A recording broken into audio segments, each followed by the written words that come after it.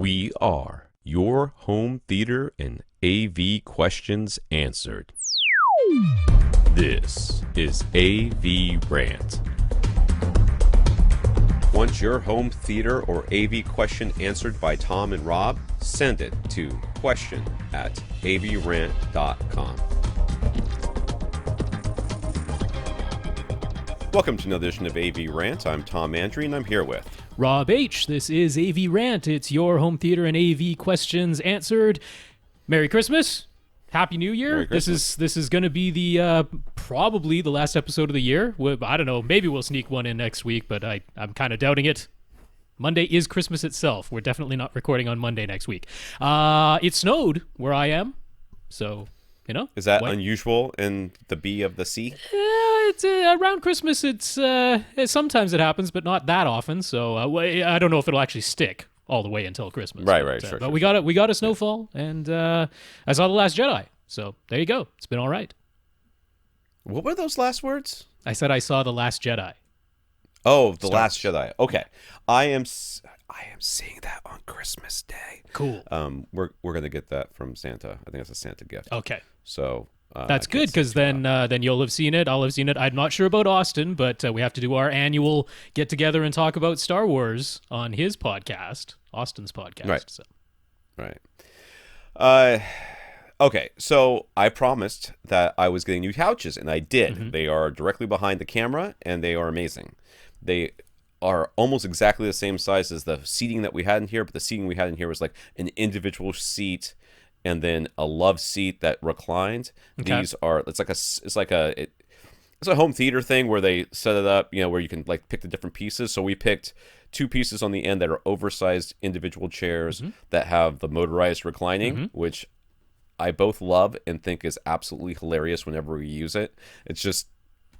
It seems ridiculous to have, but it is very awesome. And the reason this is the last reclining couches I had, you could put them up into the recline position, and that's where they wanted to stay. They could either be down or up. And then if you wanted to go someplace in between, like fully reclined or anything else, it required like you to sit just right. And if you moved the wrong way, it would start to fall back into its normal position. This means that when you set it someplace, it is exactly where it is, and it does not move. Yeah, it's fully variable, which is cool.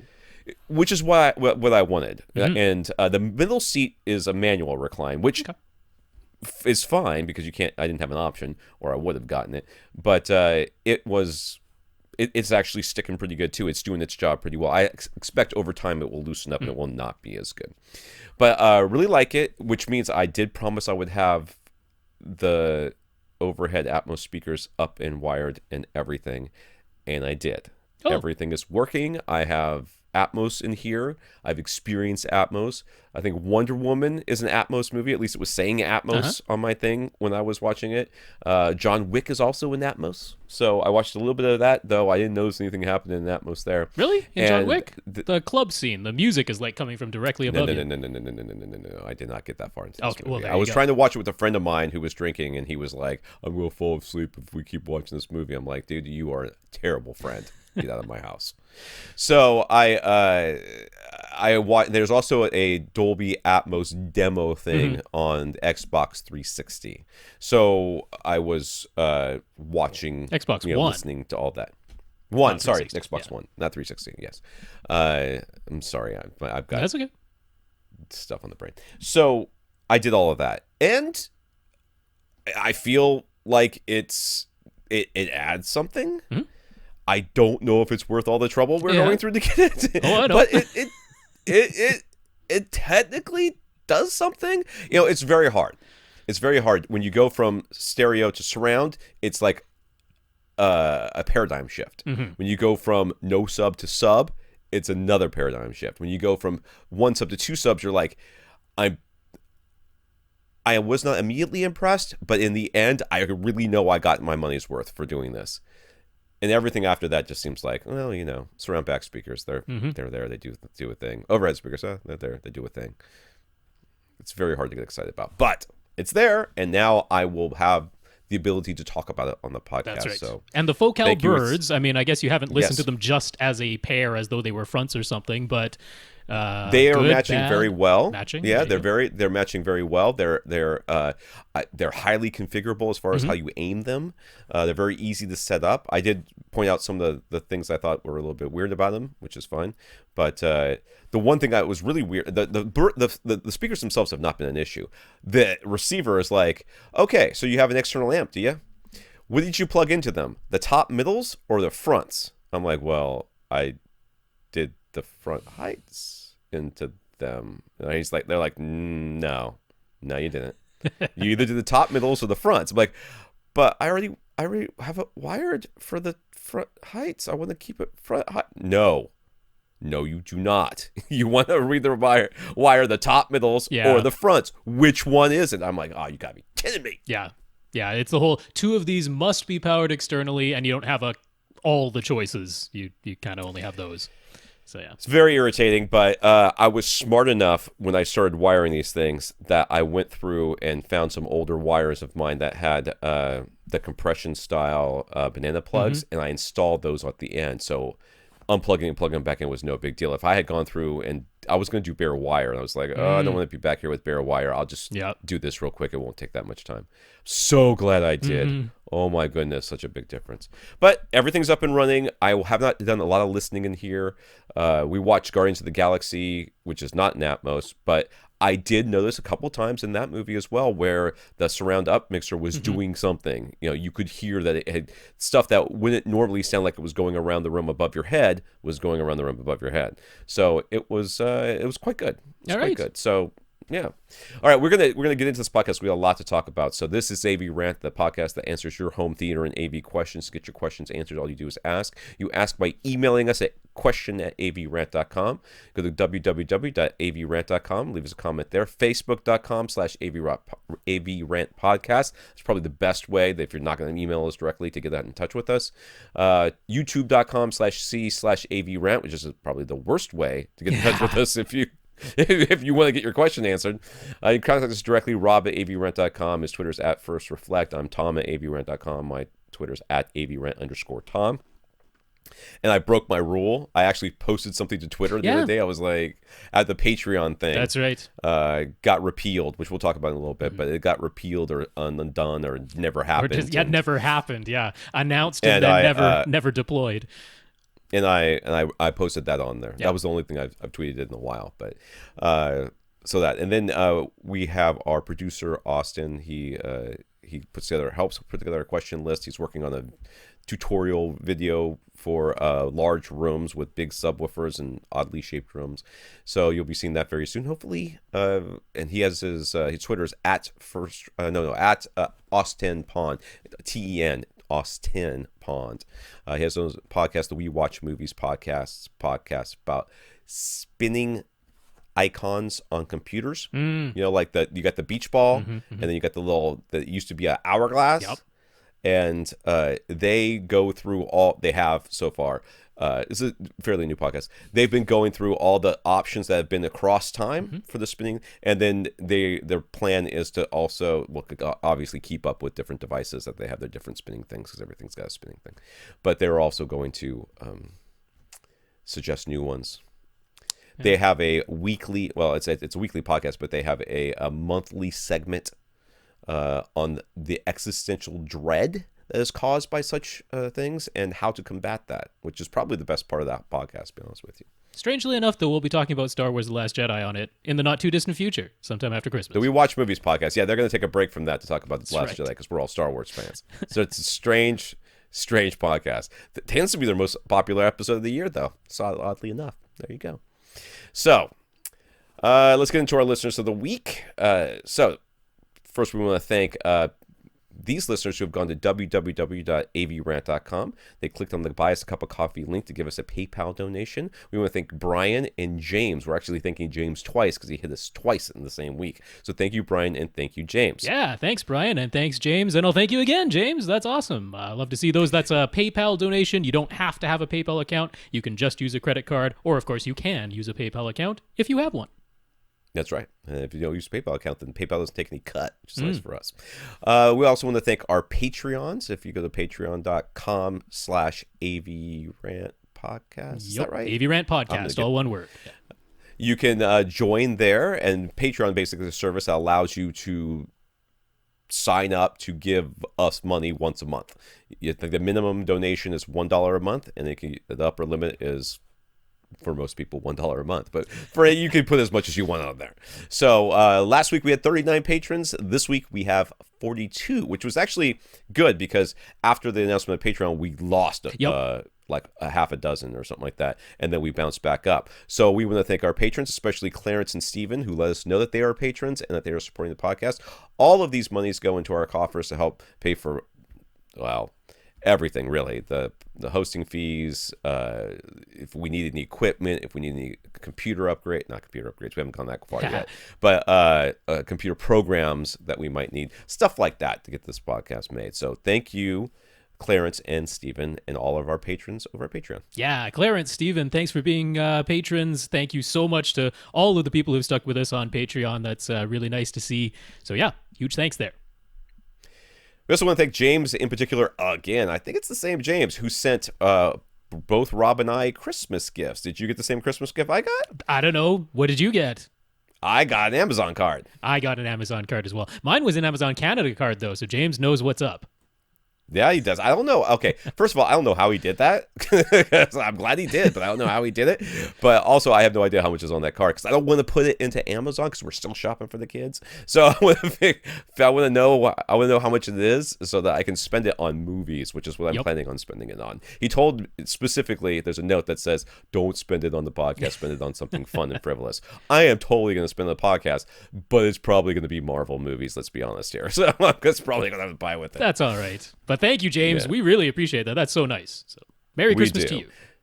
And if you can't support the podcast financially, a lot of people find ways to support the podcast. One way is to tell manufacturers that you have bought because of us. So we want to thank Clarence, who bought a Marantz SR6011 from Accessories for Less, and 2 PB12 NSD subs from SVS. He let them both know that he found them because of us. Steven wrote to Gary Akubian at SVS, who's the president, to let CEO, to let him know that he bought a pair of PB12 NSD subwoofers because of us. James got a Marantz SR7011 on sale for Jason, sorry, for just under $1,000 at Accessories for Less, and he mentioned us. And Chris got a pair of SVS SB12 NSD subs and let them know we said to snag them before they sold out, which he did. So we want to thank, I gotta scroll back on the top, there's a lot of people, Clarence, Steven, Jason, and Chris for talking us up to those manufacturers. Yes, Chris, I very much like your very cute little cat who has found a perch atop 2 SB12 NSD boxes. That's a very cute picture. But yeah, thanks to Clarence, Steven, and Jason as well for talking us up to those manufacturers and retailers. I will let you know that those are the sealed box 12 NSDs. So you can see that cat looks relatively, like not dwarfed by these things. That's 2 of them on top of each other, by the way. Yeah. And then there's the cat. So this is gives you an idea that the sealed box ones are actually quite compact. Mm-hmm. When you get to the ported box, they big. Remember that Super Pac-Man game where Pac-Man, when he would eat the little thing, pellet would get huge? That's what a PB is compared to SB. So let's get into the news real quick. Patreon backed down and apologized for now. If you pledge a $1, you'll be charged $1. However, they still intend to change the payment system in the future, but they promise to consider more input before they announce any changes again. So, yeah, that was a terrible idea. Yeah, that was handled very, very poorly. They said so in very frank and explicit language from their CEO or president, whoever it was who was speaking there. So, anyway, that's good in general in that, I mean, if you pledge $1, you should be charged $1. That's pretty simple. Let's keep that. Right. They're saying they need to do something with the fees because right now it's kind of all over the place and they don't really think creators are getting as much as they should and they're not making as much as they need to keep the whole thing going. So that's fair. If you need to make changes, you need to make changes, but has to be done better than how they were announcing it previously. But right now, if you're on Patreon, you pledge $1, you're charged $1. That's good. So don't leave just yet. Yes, yeah, that's good. That's the most important thing. There should be no service charges on it. It's a donation. You should not. They shouldn't charge you. Yeah. By the way, I bought tickets to the Last Jedi. I can't talk about it because of the kids. But when I bought the online tickets, I was charged like a $2.25 convenience fee. Yeah, you guys do that, huh? per ticket. Eh. It took a $10 ticket. By the time everything was done, it turned it to like $15 plus tax. So stupid. Disney bought Fox Studios for $52.4 billion. They're not getting Fox Sports though, nor any of the News Corp arm of it. The deal still needs to go through regulation, so maybe it'll work, but we'll see. Yeah, last week it was a rumor. This week they're like, yep, we bought them. I mean, as long as they're legally allowed to, they've bought them. So that's pretty big. That makes Disney the largest Hollywood studio. Which is, I don't really care. Just make good movies. I mean, I don't care. Make good movies and don't have people like Harvey Weinstein running anything. I don't know. Is this going to mean fewer, though? I mean, are we still going to get like 2 or 3 Marvel movies plus 1 or 2 X-Men movies? Like, I don't know. Maybe it'll be fewer. It doesn't really feel like X-Men movies have been coming out nearly that often. And if you count I feel Deadpool like as an X-Men movie, then. Well, I don't undoubtedly because it was an aberration. But I think they're just going to roll X-Men and Fantastic Four right on into the MCU. That's what they're going to do. So. Well, that's fine too, but I don't think they're going to slow down the trickle of those movies because there's people who will go see X-Men just for X-Men. Some people who will go see, Marvel and the DC, fanboys and Marvel fanboys. They hate each other, so they're going to keep going to the movies that they're going to. Who can fight about such a thing? I mean, really.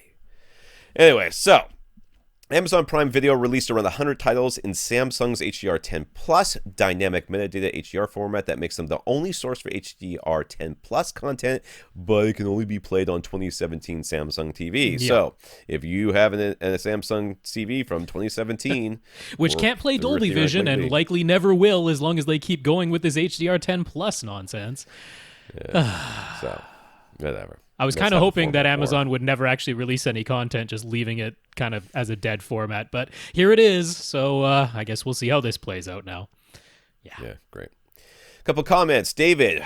Okay, so David's, if you remember, his BenQ projector that had a spider web in it, he managed to eventually get rid of the spider web with compressed air, but it resulted in dust blobs on the inside of the lens. We told him to contact BenQ to get the recommendation for a repair shop so he could do a lens replacement. He says he reached out to half a dozen local repair shops, but none of them service projectors, so he asked BenQ for service directly, and they said they could give him an RMA and clean the light path of the projector, which is fantastic. He'd have to pay for the shipping, the labor fee, and the cleaning would be $85. It's a lot less than buying a whole new projector, so David was all set to go for it. A few moments later, the customer service rep wrote back, and they said they had spoken with their manager, and even though David's projector was a month past the warranty, they do the cleaning for free. On top of that, they sent him a free shipping label, so David is extremely happy and wants us to add BenQ to the list of brands who have offered excellent customer service. He'll be out without a projector for a couple of weeks, but that's a small price to pay when he's being cleaned for free, and you won't have to buy a whole new projector because of us, all because of a spider. Yeah. No, all because, well, I mean, yeah, you had to get the spider out of there, let's be honest, but yeah. Had to get the spider web out of there. Yeah, that's quite the tale, but very happy to hear that BenQ took care of him. That's great customer service. Love to hear that. I mean, $85 for the service isn't completely unreasonable or something, so he was like, yeah, I'll pay that. That's a lot better than, $750 for a whole new projector. But no doubt. They treated him right, so we like to hear that and pass that along. You figure with shipping, you're going to be all in like $150 yeah, exactly, on that deal. So, and that's still, I mean, come on, that's better than a whole new projector. Yeah. Steven. So Steven had the pair of KEF Cube 2 subwoofers in his 2,000 cubic foot theater. He asked if a pair of SB12 NSDs would be the right upgrade for him, or if he should spend more for the SB2000s, or a pair of ported SVS subs. We mentioned how a pair of PB12 NSDs for $500 each would have been the perfect choice, but SVS was sold out after the Black Friday sale. Luckily, a reseller still had PB12 NSDs available for $500 through their Amazon marketplace. So Steven snagged 2 of them. That's pretty awesome. That's very nice. PB12 NSDs in that room will crush, and that's an excellent price. So, yeah. It is. All good. Ryan posted on Facebook he won a pair of Focal Shape 65 monitors. He's astounded by their detail while remaining very linear and neutral. So now he understands why we recommend Focal so very often. So, yeah, that's that. They're nice-looking speakers, too. So. Are those the one kind of the laid-back top is like a... rounded on the top. Rounded on the top corner there, yeah. And that's got those like flax style woofers. They're using like a What is the deal with that? fiber. Oh yeah. What is the deal with that tweeter? Is it It's an got a inverted dome. inverted? Yeah, so instead of a regular Audi dome, they use an inverted dome. That's their thing. That's Focal's thing. All right, whatever. Let's get into the questions. Infinite Gary. Gary is finding HDR unpleasant sometimes.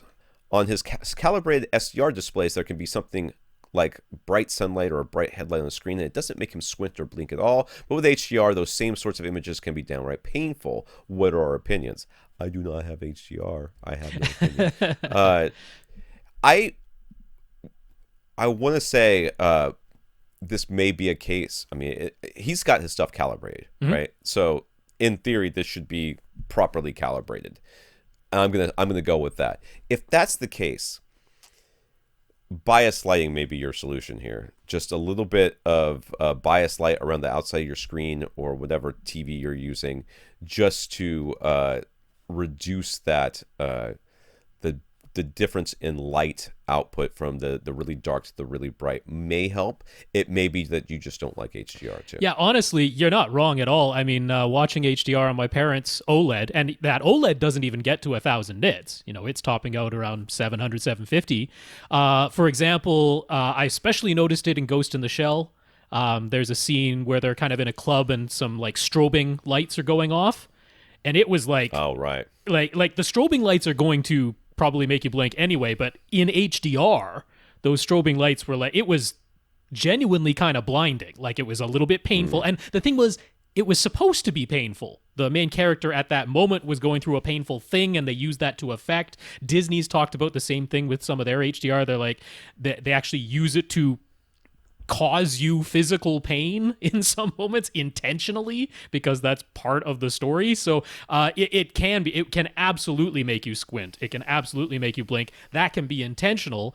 Even if you have bias lighting, like at my parents' place, we're not watching in pitch darkness. Right. So even with some bias lighting, that's one of the things with HDR. I mean, that was one of the fears, because the range from 0 to 100 nits of standard dynamic range, that fits below the threshold of where your pupil actually starts to have to move to, adjust to how much light is coming in. You can basically sit there, your pupils wide open, and they don't have to adjust. You're fine in standard dynamic range. Dilate. High dynamic range, you go past that. Your pupils have to start to move, and that's what causes that blinking, that squinting, that momentary pain. So I question the veracity of wanting to do this. Yeah, I question why. When it's really little highlights that don't light up a large portion of the screen, it does look more like real life. The Martian used it to great I'm not saying extent. that, but I mean, I feel like this is a very new technology. Yeah. And we're going to go through some, like, when surround sound first came out, everything had to be, all around you. And now they've kind of just used it when they need it. This may be the same case with HDR. We may find that a couple of years from now, we're no longer having people complaining about, hey, stabbing eye pain, still a thing. Yeah, like there's a scene in Dawn of the Planet of the Apes towards the end where if you watch the standard dynamic range version, it looks like it's evening, like it's overcast, evening turning into night. You see the HDR version, you're like, oh no, this is morning. It's very clearly the morning, the dawn at the end of the movie. It's very clearly that, because the way the lighting works in HDR, you're getting this detail of the shadows and the light coming from outside the building that they're in, and it all works much better in HDR without being blinding or anything. So when it's used really effectively like that, it really enhances the sense of environment and feels much more natural. When they do the blinding strobing light thing at you, it's downright painful. So yeah, it's how it's used. So, Gary's has had his Runco projector professionally calibrated. He also has JVC RS640 professionally calibrated, but they look really, really different from one another. Isn't calibration supposed to make all displays look close to the same? If he cranks the color and contrast settings of the Runco, it starts to look a bit more like the supposedly calibrated JVC. Why is there such a visible difference? Calibration is to make your display look as accurate as it can look. Mm-hmm. If one display has different capabilities than the other, then there's going to be some differences in how it looks. Though overall, I agree with you. They should be more similar than dissimilar. My question is, how long ago were these calibrations done? Were they done with the same people? Were they done at the same time? And have you been messing with the settings? Because let's be honest, Gary, you like to mess with settings. It's also, is this SDR versus HDR? Because that's going to look There's that question very too. different. Yeah, there's that question too. Also, the JVC does have the quirk where you can set it to its wide color mode and leave it there. So even when it's supposed to be Rec 709 color, it's oversaturating the colors and expanding them to the P3 gamut. It has so that might be the setting. That would explain why if you turn up the color setting on the Runco, which would actually be oversaturating the colors, if that's the way your JVC looks, then it probably set and stuck in its wide color mode, even if it's not in HDR mode. So that could be one thing there. But the other part where things can look really, really different, even if the colors are all the same and accurate, even if your white point is the same and accurate, your grayscale is the same and accurate, and even if you have similar light output levels, if the contrast of one display is natively higher, it's gonna look significantly different to your eye. Because what our eye notices most is black versus white and edges around things, which is that contrast between light to dark. And the JVC is considerably higher in contrast. So it's always going to look, in a way, it might look more etched. It might look more like sharp, I don't know if sharp is the right, but almost as though like people are separate from the background, whereas everything kind of smooths a little bit on the Runco, which is lower in contrast, being DLP in that. So there can be a significantly different look just from the contrast. Okay. I didn't listen to any of that. I just had to. My AC is. I feel very bad talking about this, but it's very hot in this house, and I can't open any windows, and this room gets extremely hot because of the lights and stuff like that. So I have to crank the AC down. And thank goodness for the Ecobee. That thing is saving my life. I mean, I almost want to buy it for gifts for everybody. That's how much I like this thing. It is really nice. It's too expensive for gifts, but there you go. So following on our discussion of what causes motion blur from 2 weeks ago, specifically on LCD TVs, can the type of backlight have an impact, Gary wants to know? CCFL versus edge LED versus full array LED, for example. Can that make a difference in motion blur? And the answer is no. I mean, it can make it worse or maybe not quite as bad, but motion blur is inherent to LCD. It's not going away. As we talked about, it's not a flash. It's a continuous image, and that's the problem. But you can flash the backlight, which is something they do on some LEDs, or it's a setting where you can choose to flash the LED backlight or not. So sometimes you'll actually notice that when they're saying like, oh, this is a native 120 hertz panel, but we flash the backlight, so we call it effective 240 hertz or some nonsense like that. What they're doing is flashing the backlight. Now, that doesn't get rid of the sample and hold of the LCD itself, but there's a moment where the backlight turns off, so your eye gets kind of like a black, interstitial in there that can help. There's an article that I read like 10 years ago that explained exactly why even flashing the backlight's not going to work. Yeah, it doesn't fully do it. It can help a little bit. They can also do black frame insertion, which is you have a 60 hertz signal, but you run the LCD panel itself at 120, and every other frame is a black frame. So that tries and get rid of that sample and hold as well. The same thing though is that what you're seeing on a plasma or these other formats, what you're seeing is a flash that's happening at that is happening at 600 hertz instead of 60 hertz. So you're not seeing a 60 hertz image up there 60 times a second, and then you're only going to see it for half of that time, because now we're going to have a black image in there for when we up it to 120. It's still up there for too long. That's still the problem. Yeah, and it's still nowhere close to 600 flashes a second. That's right. So it's 120. It can help, but LCD is inherently has problems with motion blur. That's just the way it is. The old CCFL backlights, I mean, being fluorescent, they were actually kind of strobing. They're supposedly strobing too fast for your eye to notice it, but I mean, all fluorescent lights are kind of flashing themselves. So so there's all of it. It's a little bit of that, but the imager itself is this sample and hold thing. The pixel stays where it is for 1/60th of a second, or a 1/120th of a second.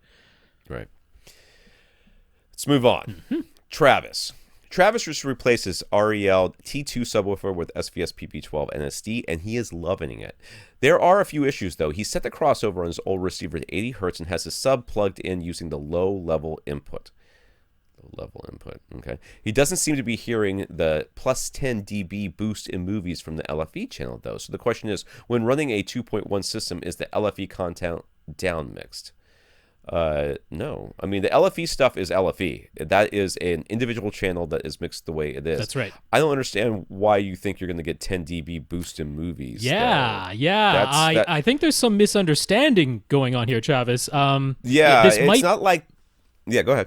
Yeah, this might be because he's heard the whole reference volume thing, where all of your speaker channels max out at 105 decibels, while the LFE channel is allowed to max out at 115 decibels. So maybe he's thinking, oh, that LFE channel is supposed to be 10 decibels louder all the time. But that's not the case. It's not meant to be 10 decibels louder than all the speakers all the time. It's that it has an additional 10 decibels of headroom allowed within the signal for those moments when the people who make the content really want to throw the bass out there, and it has to get louder because we're not very good at hearing the deep bass. That's right.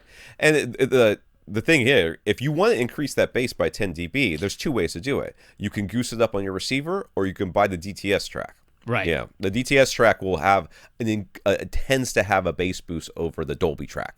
Whatever, if you have that option. That might be part of it too. You know, he might have been used to the DTS where they were very often goosing the bass in the signal itself to try and make it sound more impressive.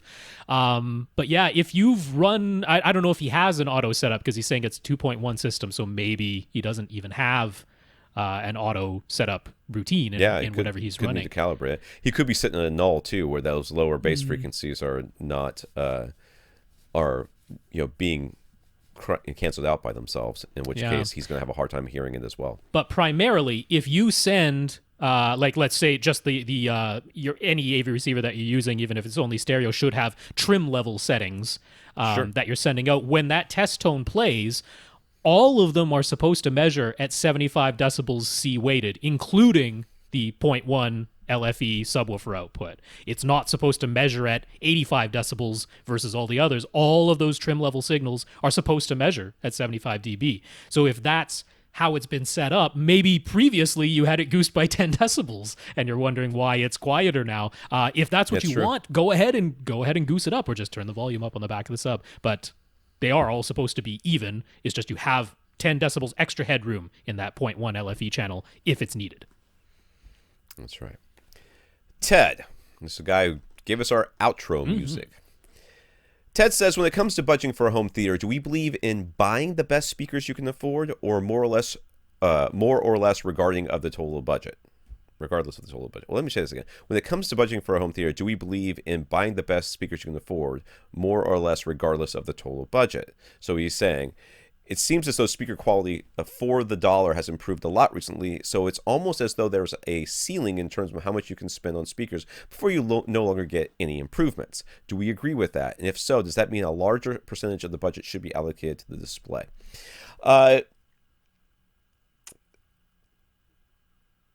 There is so much to unpack with this question, so let's start with budget. As your budget increases, the amount you need to spend on speakers to get really good sound decreases, percentage-wise. Okay? So, if your budget is $1,000, in order to get good sound in your room, you're probably going to have to spend a greater percentage of your budget to get there. If your budget is $100,000, the percentage of your budget you'll need to spend on speakers to get really good sound in your room, depending on the size of the room, is generally lower. It's going to be much less than the percentage amount you'll spend on in a lower budget. Speaker quality has gotten quite a bit better, I believe, in the last 10 years. I think so too. The last 10 years, there's been a number of really, really good speaker designers out there making fantastic designs, and it has caused the entire industry to raise its game. There for such a long time, people were just throwing things against the wall and like, this looks neat, so we're going to do this. or this has more drivers in it, therefore it's better. And we've gotten away from all that. We've gotten into really good measurements, really good design, understanding of how, sound waves interact with each other as they go through the air and around your room. We're getting new and better tweeter designs and woofer designs. There's much more thought and care put into these things. So yes, I agree. Speaker design has gotten much better in the last decade or so. There is I won't say that there's a ceiling to how hot, how much you can spend before you get no improvements, but there's definitely a point where the law of diminishing returns kicks into a very high degree. Mm-hmm. You're like, yeah, technically, this is technically better, but I'm not really hearing that. Then you have to take into account your room and everything else. So if you got a $100,000 budget, but you've got a theater for 50 people, well, suddenly you're looking at a completely different class of speaker than what you're looking for in the home theater situation. You can't just go to SVS and say, give me a bunch of subs for my 50-seat theater. They're going to look at you like, you're kind of talking to the wrong guys. I mean, we make good subs, but I'm not sure that we can fill that theater. Some of those 16 Ultras, you get multiples and stack them, you can get going. You'd have to stack them, yeah. You'd have to do a lot, but you could definitely spend your money better. So, I mean, there's a lot to unpack here, but when you are going into $1,000 speaker build and say a bedroom setup, suddenly you can quite quickly spend $750, maybe $550 on speakers. That's over easily 50% of your budget. Just trying to get 5 speakers in a decent sub, even though it's a small sub, even though it's a small room to put space in. It just costs that much money to get something good. Yeah, go ahead. I could go on forever. I could wax poetic about this. This whole approach of setting a budget with percentages has always bothered me. I've never liked that approach because I have a budget. Okay, here's how much I can spend in total. All right, that's good. Set that. There's your cap, your ceiling. But then you have to go, okay, what is my starting point in terms of this room? Because if your room is terrible, you gotta take money from that budget and fix your room, because that's 50% of your system is your room. That doesn't mean you're gonna spend 50% of your budget on it. You might already have a really nice dedicated room that's fully carpeted. All you need is a couple of acoustic panels and some chairs, and that's all you had to do in there. Or you might have a terrible room that requires construction. You got to rerun the HVAC. You got to redo some electrical, then patch the walls, then acoustically treat it. Like, it could be tremendous. So this setting a percentage within your budget, I've never liked that approach. I don't like the articles that espouse, here's how much you should allocate percentage of your budget. It's like, no, you got to look at the situation, get the room in order first, and then go, all right, now that the room is in order, how much money do I have left? Like, what's my seating distance? If my seating distance is really far, I need a big screen. And that means I'm going to have to steal money away from my speaker budget. Or I'm sitting within 8 or 9 feet. I don't need a gigantic screen. I can spend more on my speakers now.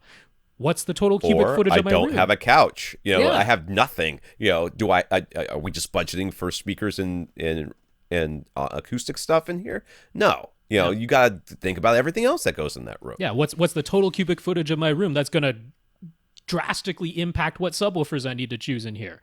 So I don't have any problem with spending $3,000 on subwoofers and $1,000 on all of your speakers. I don't have a problem with that, because in some situations, that's the right thing to do. It's not always the right thing to do, so I'm not going to write an article where I say spend, 30% of your budget on subs and 10% of your budget on speakers. No, because it's dependent on each individual situation. So, case-by-case basis. That's all I can say. And that's why we answer questions the way we do on this podcast. That's exactly right, because every question is unique. Every person's situation is unique, which we're going to find in the next question. Yes. It's really going to come up here. But as an example, if I were to go through and you were to come to me and say, hey, Tom, help me design, I want to get surround sound and stuff. I want that. What would be my first questions? Do you have a TV? Is it big enough? Do you have a room? What condition is it in? How big is it? How much do you care about sound? I mean, literally, that is a question. How much do you care about sound? How much do you care about the fidelity of the sound? Do you just want to hear it? Do you want the speakers to be invisible? Because if you want the speakers to be invisible, you don't care about sound. I am sorry. I have never once met a person who says, I want the sound to be pristine in here, but I don't want to see anything. Like, no, you don't. I've heard of that. Those are tough things to get both, but I've heard people say that. Those people really care about how invisible it is. They don't really care about how good it sounds because they don't have any idea. Because if they had any idea how speakers worked or what good sound sounds like, they'd be like, I want the good sound. It would be awfully nice if it could be kind of incognito, if we could make it not be so obvious. But I really want the good sound. They would say that. Same thing with the TV. How much do you care about a big screen? Hey, I've got a 50-inch TV. We're just going to use that. You're sitting 17 and a half feet away from there. Are you sure? Yeah, it looks good to us. Okay, can you even read the scroll across the bottom? No, Rob told us to use binoculars. All right, don't worry. Okay, you guys are fine. So, you can really, everything is tailored towards each individual person. And that's why some people, I'll be like, grab some cheap satellite speakers, get this nice sub, and a cheap receiver, and you're good to go, because they really care about bass. That's what they're worried about. We can worry about the rest of the speakers later. Some people are more worried about that 2-channel fidelity, or just fidelity in general. That those people, I say, get 2 channels and a sub, and then we'll build out from there to your full surround, because you're going to care about having good speakers that you can live with. It's individual. It's an individual case. And we've got to go on, because we're going to just talk about this forever. We're going to talk about this forever. So let's go to Greg. So Greg wrote us several months ago. He and his wife had bought a house with an existing theater. There was a bulkhead in the front right corner, so we suggested framing a false wall along with some other suggestions for projector and speaker positionings. And I guess there's going to be some images here. Yeah, so this is the old image. This is what it looked like. You can see the bulkhead in the front right corner. And then, he drew up a diagram. So he's going to put in a false wall. There's going to be 2 rows of seats. There was already a short riser that existed in this theater, but had those plans in mind. Yeah. So he redid the drop ceiling, moved the projector mount, bought a 110-inch silver ticket screen, and was all set to construct the false wall. This was all happening mere weeks before his wife was due to give birth to twins, so the clock was ticking. And I can't imagine trying to do a project like this when my wife was about to pop, because believe me, that's a stressful situation for her, and she is not going to have much patience for you. So the clock was ticking, but it was nearing completion, and then squish. I don't know why I'm saying the word squish, but it is. That's the sound he heard while he was up front building his false wall at the front of the room. He heard a squish underfoot. Underfoot. Oh, underfoot. Yeah. That's not good. So it turns out the bulkhead was concealing a water main inlet, and that the inlet was leaking. He quickly called a demolition company to remove everything that was wet. As a result, the entire front wall is down and exposed to concrete foundation. The entire floor, including the seat riser that was already there from the previous theater, is down to the concrete. But aside from that, his wife and twins are all happy and healthy, so that's the main thing. The main thing is you've now got a gutted home theater, and we can start from scratch. Yay us. So his home insurance will cover most of the rebuild, so instead of finishing the theater room himself, he's now going to hire a contractor. Yay. Okay, those pipes gots to go, Haas. Let's start with that's this. a big move. That might be a big thing. Pipes, so, how would we instruct the contractor to finish that front wall now that everything is exposed? So you finish it exactly as before, including the bulkhead, and then putting in the framing for the false wall? Should he leave off all drywall entirely on that front wall and just have the framing and exposed insulation? Let me look at this wall. You're going to have a contractor come in here and do this thing. You got to think about what's going to happen in the future. You got to think about that. You got to finish that front wall as if you weren't putting a theater in here. You have to. I know from the Agreed. I know that it's tempting to say, hey, you can just leave it open. We fill it with insulation, build the false wall in front of it, throw the speakers back there. It's going to be perfect. And somebody's going to come in and be like, before we buy this house, you're going to fix that wall, though, right? You might as well just do it now. The insurance company's going to do it. frame out the wall. And I mean, I would talk to my contractor, to be honest with you. You're going to have to build something over those pipes. That's just sort of a thing that's going to happen. There's already a bulkhead there. You could do the same thing as before. That's fine. This time, put some sort of door in it so that you can get inside if something goes wrong like this. You're going to want to find this out again the way that you did. So go ahead and finish it off however they say to do it. Keep it as nice as possible, as flush as possible. You don't want to use up too much room up there. You just want it as if the false wall in the home theater was never going to be in that room. That's how that front wall should be finished. Yeah, honestly, you want to finish this room as a pretty traditional room. Now, one of the things I neglected to put in here, but he was like, what should the insulation situation be on that front wall regardless? If it's not already, I mean, this is a concrete foundation, so I'm assuming this is either basement or something going on, right? Yeah, it's basement. It looks like so it, since it's all open up anyway, one nice way to do it is it's sort of the really quite rigid insulation. It's usually only 1.5 inches thick, 2 inches at most. Roxel has their own version of it as well, but it's really quite rigid, not quite styrofoam, but getting pretty close to styrofoam. That actually goes right against the concrete.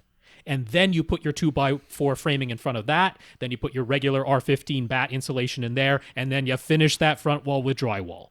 That's the way to finish a concrete foundation basement. That gets your thermal Your contractor's break. going to know this. Yeah. Yeah. But some of them do try to skimp, right? They just strap directly to the concrete sometimes, which doesn't get you sufficient insulation. So insulate it properly. Finish that front wall, drywall it for sure. I want to start from the floor up though, because the whole floor is exposed.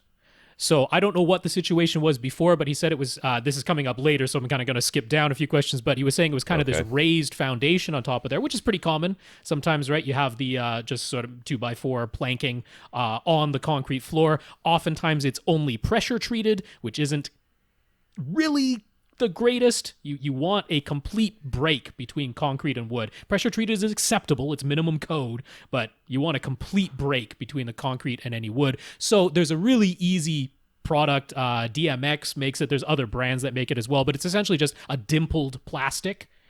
It comes in these big black, usually rolls. You just roll it over the concrete. You tuck tape all the seams. That is a complete 100% thermal break from the concrete floor. And then it's just regular old plywood or oriented strand board on top of that as a traditional subfloor. Goes right on top of that plastic. Tapcons go right through the plywood and the plastic into the concrete. You can silicone them if you really want to get everything watertight. But you finish the floor that way, and then you put your framing on top of that subfloor, because then you don't have any wood touching any concrete ever. Everything is completely separated. So if that's what the contractor was going to do, great. If not, if he was going to try and cut some corners, because maybe they were for the insurance, right? You can do that. You just say you want a full thermal break, no concrete touching any wood. That's how you finish this. And then it's just a regular room. All of your theater stuff you are going to do separately. Still going to do a false wall, still going to build a wood riser. Those are just things you're putting inside of a finished box. Let the contractor finish the box like a proper finished box should be. So if he ends up with the false wall, what should he put back there between the wall and the screen? He'd love it for it to act as a base trap. Does that mean putting insulation mostly in the corners behind the false wall? Well, since you're going to have a false wall, right? So the false wall, just so that we're all on the same page here, basically it's framing that's attached to the walls of your room with there's going to be some sort of space between this fake wall and the actual wall. Inside this framing, you will hang or mount your screen, and you will also mount or behind it, you either mount to or put behind it your speakers that are going to be back there. And then the wall itself should be some sort of fabric. The fabric should be, and this answers the next question, some sort of acoustically transparent. So a lot of times we say speaker grill fabric, but it doesn't have to be speaker grill. You don't have to go look for speaker grill fabric. It can be anything. Go to whatever your fabric store is, grab some fabric, put it up to your face like a freak, because that's what you have to do if you want to be a real audio AV guy. You got to put up to your face and blow through it. If you blow through it and you feel resistance as you're blowing, it's not acoustically transparent. If you don't feel any resistance, it's acoustically transparent. That's all. That's the only thing. Now you can guarantee it's acoustically transparent by ordering, the Gulf for the Main stuff, or something that says speaker grill cloth or something like that. But there are other options out there, that are just perfectly fine. Black would be traditional, but there's no reason why you can't go with a different color. I wouldn't go with a bright color, but you go with whatever color you want. But behind that, on that back wall, I would just put all of the insulation. Yeah, I mean, you're just going to be building stick framing. I mean, you could do 24-inch on center. You don't have to do 16-inch on center for your false wall, because it's not holding up any weight other than your projection screen and possibly your speakers, I guess. But, if you do 16-inch on center, if you do 24-inch on center, it doesn't really matter. But just fill all those bays with regular insulation. Doesn't have to be anything expensive at all. Just regular insulation, fill all the bays of the false wall framing that you just made, and then you put your acoustically transparent fabric over that. That's it. Yeah, and I mean, if you want additional base trapping, fill up the corners, fill up the actual wall that's behind the false wall. Fill anything that doesn't have a speaker on it. Yeah. Knock yourself out. Now you've created an entire baffle wall. If your speakers are flush with the front of the false wall, you have now created a baffle wall. So that's easy and cheap. It's really not much to fill all the bays with cheap insulation. Yeah, it's going to be a couple $100 probably all in for all this insulation we're talking about. I mean, you could really go crazy and maybe spend like $500, but you would have to try. You know what I mean? You have to really try it. So if the front wall is going to include framing for a false wall, he's thinking he'd like to build in cubby holes or shelves on either side and below his screen to hold his speakers. But what should the dimensions be, and how should he finish them so they look nice and are functional? They need to be behind the fabric. Yeah. Who cares what they look like if they're behind the fabric? Yeah. It doesn't matter. That's right. You won't see them. I mean, that's the whole idea. At this point, you're literally just putting in some like plywood. You're just securing it in between your 16-inch or 24-inch on center framing, and there's a shelf. It's an ugly shelf, but it's a shelf to hold a speaker, and it's behind your acoustically transparent grill cloth. So that's it. I mean, you're literally just putting in something horizontal to hold the speaker. 16-inch on center or 24-inch on center is going to be plenty wide enough for any speaker you'd ever consider. So width is no problem, and it's just a shelf, so there's no height. It's just you have to decide how high you put the shelf. But you know what? If you get it wrong, it's not that hard to take out a piece of plywood and move it lower or higher. That's it. Plus, no one's going to see it anyways because it's behind the. You could do it as bad as I would do it. I would do it awful. So, any reason to put the center speaker above the screen rather than below it? The only reason I would put the center speaker above the screen is if by putting it below, there is no direct line of sight between somebody in your theater. So if you have multiple rows of seats and it's underneath, then the people in the back row, it's not going to. They couldn't physically see it, then maybe put it above. Most of the times I would just err on below. Yeah. And you do have a false wall, right? So if you get an acoustically transparent screen. You already bought the screen though. You already bought the screen. But if you could have put a shelf smack dab in the middle of that thing. True. And then there's your center channel. So there you go. So the old riser was only 4.5 inches high. I said wide, and I was like, that doesn't sound right. Which seemed to be too low to Greg. He'll have to explain. What he wants to his contractor. So how high should it be? And what about all the stuff we mentioned previous about making the riser rigid and being able to still let air pass through it? How should this thing be rebuilt? Yes, it's 6 inches like standard. Isn't 6 inches standard for a riser? I mean, usually a riser is between 10 and 15. That's pretty normal. A step is 6 inches, right? A step is maximum. A step is 7 3/4 inches. That's code. You can't have a step higher than 7 3/4 inches. So that would be one step. But very often, what you'll do is have like a little step, and then the riser is there. Because that gets everybody in the second row, that gets their head well above the heads of the people in the front row. There's no obstructed view to the bottom of the screen. So normally you're looking at, 10 to 15 inches all total. I'm a little confused why you had a 4.5 inch riser. That seems... Yeah. That's not much. Kind of useless. I'm trying to think. Maybe it's like a 2x4 with plywood on the top. That's a... Right? Is that a plywood on the top and plywood on the bottom, maybe, or something like that? Could be. That's how they got to 4.5 inches. That seems like how they might have done it.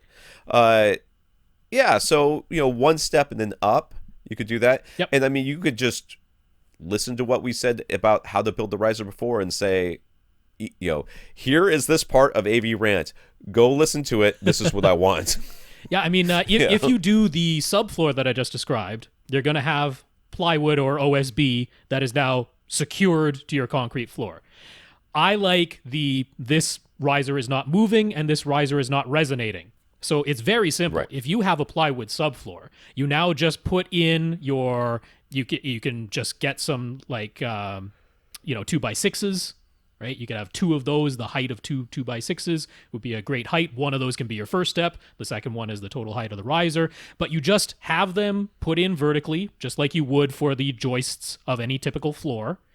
And then in the bays that are now created between your plywood subfloor and these vertical standing 2x6s, you just line those bays with plastic and you fill them about halfway up with sand. The proper sand that isn't going to wick up too much moisture or grow mold or any of that crazy stuff.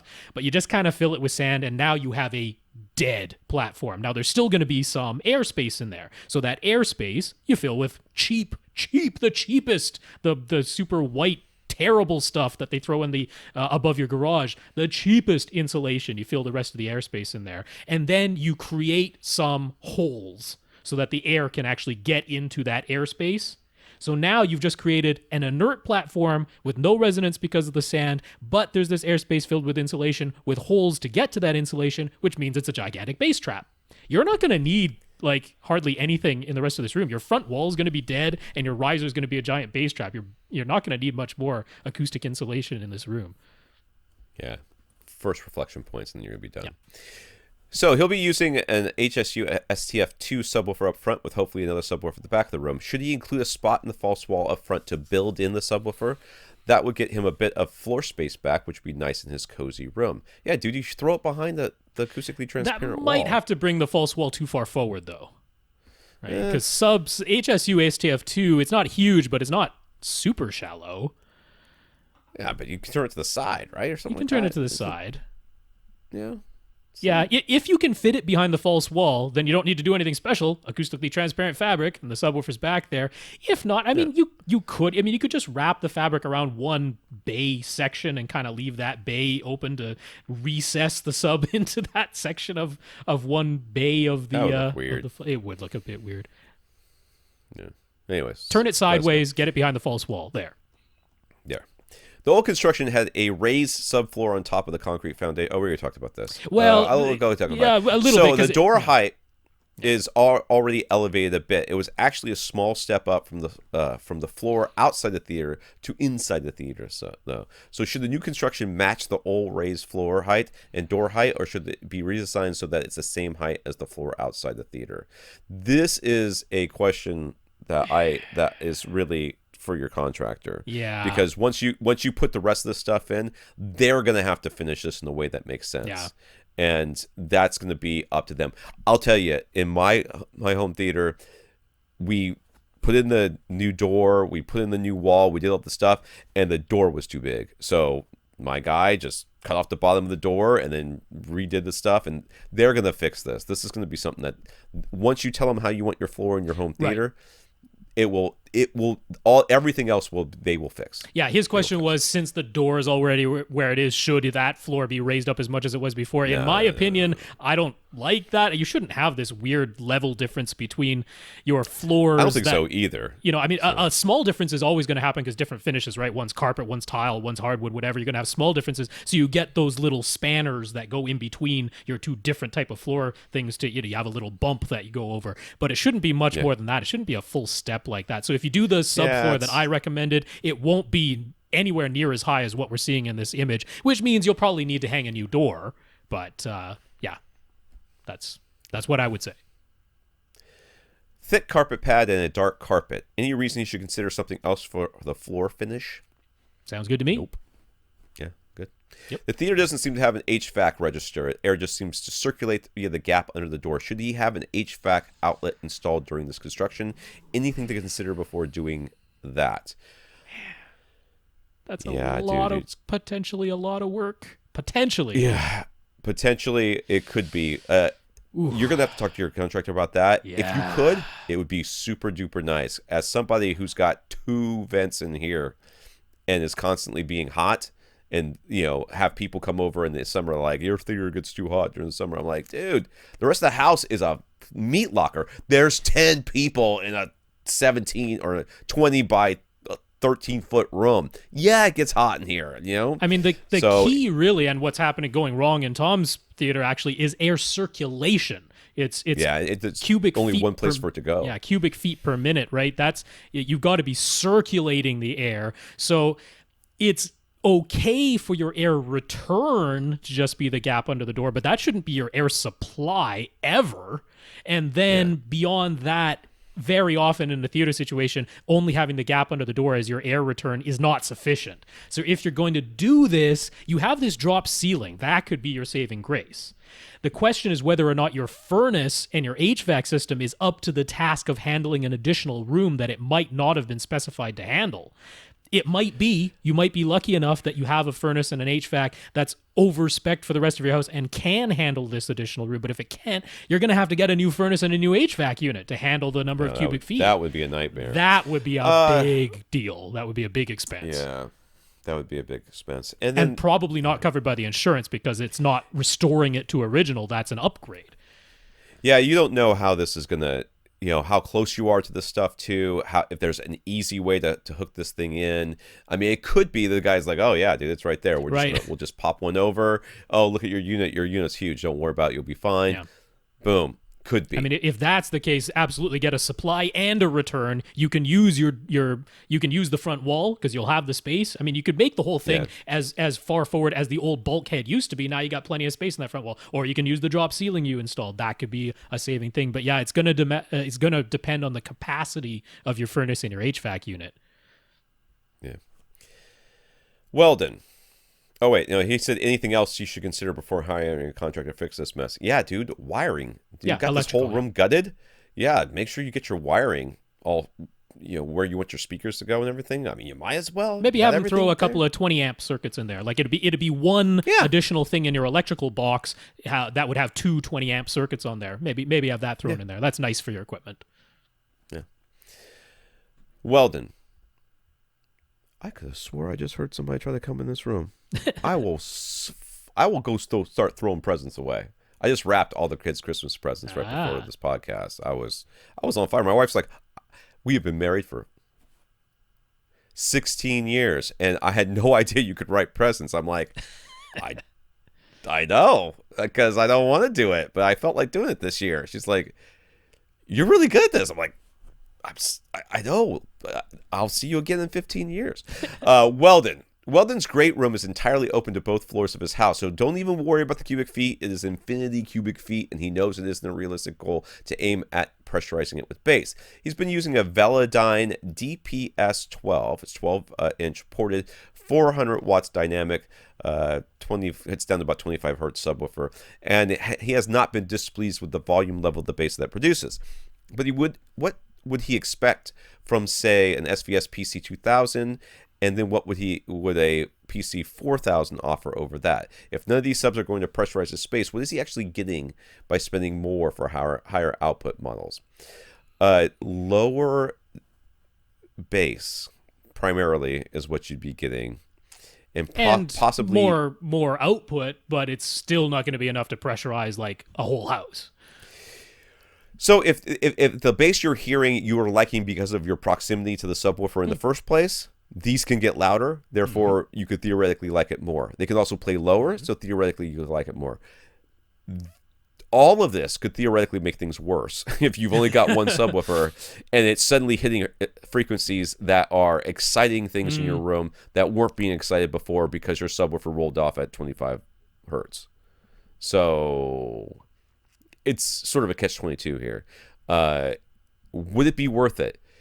Well, SVS has free return shipping both ways. So, yeah, You know, you might as well try it out. I mean, without question, you can get a subwoofer that exceeds the capabilities of your current Velodyne. That's no question true. about that. That one isn't getting all the way down to 20 hertz. It really doesn't have the headroom to handle your space, like even close. But you're saying like the volume isn't your main consideration, but you can definitely get something that outperforms your current Velodyne. That's no question. The real question is between the 2000 and the 4000. Yeah, the 4000 plays even lower, although the 2000 already gets below 20 hertz, which is genuinely subsonic. You cannot hear it. So the 4000 playing even lower, that's not the difference. The 4000 plays 7-8 decibels louder. So what'll happen is, like McMansion Chris, great example, right? He had the budget to get 2 PC-12 pluses. He didn't have the budget to get 2 PC-13 Ultras. And he was dealing with a space of 10,000 cubic feet. So he got the 2 PC-12 pluses, and he's like, I could have used a little bit more output. It didn't quite fully fill the 10,000 cubic feet to his full liking. Now, it wasn't that they didn't play low enough. They played low enough. It wasn't that they started making horrible noises, because the SVS subs are really well protected. It's going to be the same situation. You can turn the PC 2000 all the way up as high as it goes, and it'll just gracefully bow out once it reaches its output limit. It's going to be like, I'm sorry, I just can't play any louder. Whereas the PC 4000 would keep going for another 7 or 8 decibels and go, yeah, I can get you that much louder, and then it will gracefully bow out. Now, if you don't need that extra 7 or 8 decibels, then the 2000 got you to where you want to be. Neither of these is going to fully pressurize an entire house. So it's really just a matter of, can the 2000 get loud enough for you? If it can, the 4000 isn't really getting you any benefit for all that extra money. It's if you need it even louder. Bobby. In Bobby's 12 by 12 theater, he built a shelf / box up high on his back wall to hold his projector. Then beside that projector box, he built shelves, also up high, extending to each side wall to hold his gear. The shelves are 16 inches deep, and the bottoms of the shelves are 6 feet 8 inches off the ground. That's not the code. But anyways, since his seats are only 1 foot off the back wall, he had intended to install his overhead Atmos speakers more or less directly overhead, but now the shelves are there. He was thinking he could cut round holes in the bottom of the shelves and basically mount his Atmos speakers firing down through the bottom of the shelves, but would they be too low? Would that be a problem? It's going to be pretty close to the top of your head. Although there's plenty of people with a lowered ceiling in a basement, and they're still putting in-ceiling speakers up there. I'm kind of okay with this. I got to be honest with you. I'm kind of okay with this. I'm kind of feeling like this is a good idea. You got it up there. I mean, yeah, they're going to be kind of close, but you know what? Who cares? Who cares? Look for speakers that have good off-axis response, because your 30-degree mark is going to be, or 15-degree mark is going to be awfully close to the center seat there. So you're going to want to make sure that you've got some good off-axis playing speakers, and I think this is fine. I mean, particularly if one of your goals was to notice the top middle speakers. Oh yeah, it's only going to help you in that case. So it's really a question, because some people are like, I don't want to be distracted by them. I want it to just be ambiance. In which case, maybe that would be a problem. But if your goal was to notice them, then this is only going to help you. So maybe that helps answer that question for you. This isn't a thing where I would say you can't do this. Just realize, you're going to have very wide dispersion speakers, and the trim levels and the distances are going to be set by your AV receiver anyway. So, yeah. So he's installing bass shakers in his seats. He's read that chairs should be isolated from the floor, though. Mm-hmm. What can he buy to do this? Mouse pads, lots of mouse pads. Yeah, kind of just need something squishy. Butt Kicker has you totally covered on this, though. Even if you're not going to buy Butt Kicker brand tactile transducers, they just sell rubber isolation feet. They sell them in packs of 4. I think it's $12 for a pack of 4. And they just go into the bottom of whatever is holding up your chairs, and they're little rubber squishy things that isolate your chair from the floor. That's just to stop them from vibrating on the floor and making noise. I mean, they're working like springs, because the chair is now physically moving with the tactile transducer. You need something springy under your seat. So just get those. Butt Kicker. All right, Tyson. Tyson was a bit disappointed to hear us so quickly recommend trying to set up his theater in a spare bedroom rather than his open concept great room. He decided to try out the HSU horn-loaded speakers along with the HSU VTF-15H subwoofer for that great room. He also found a pair of Klipsch in-wall speakers with the exact same dimensions as the speakers that got painted over, so things are shaping up for that room. Remember those painted over speakers? Those were some dead speakers. Those were dead. Those speakers were no more. These were deceased. Yeah, Miracle Max couldn't bring these back. He found some Klipsches that are the exact same dimensions, so that's good. That'll work. So after some emails with Rob, he started focusing on the great room's acoustics. He started showing his wife different acoustic panel options and found pictures of treated rooms trying to convince her. Then he started talking about trying the comforter trick, where you just try to have a conversation standing across the room from one another, first with the bare room and then with comforters held up behind each of you, which should make things a lot easier to understand. Should make it a lot easier to understand each other's voices. They didn't actually get to the point of holding up the comforters. She gave up. This confuses me. What am I missing here? I don't understand. I've read this 3 times. I still don't understand it. What do you mean she gave up? Well, she gave up what? Well, she gave up trying to tell him that the only place he could have a theater in this house is this open great room. Okay. She decided that he could use the room that was going to be her arts and crafts room as a dedicated theater instead. He thanks Rob's craziness for pushing her over the edge.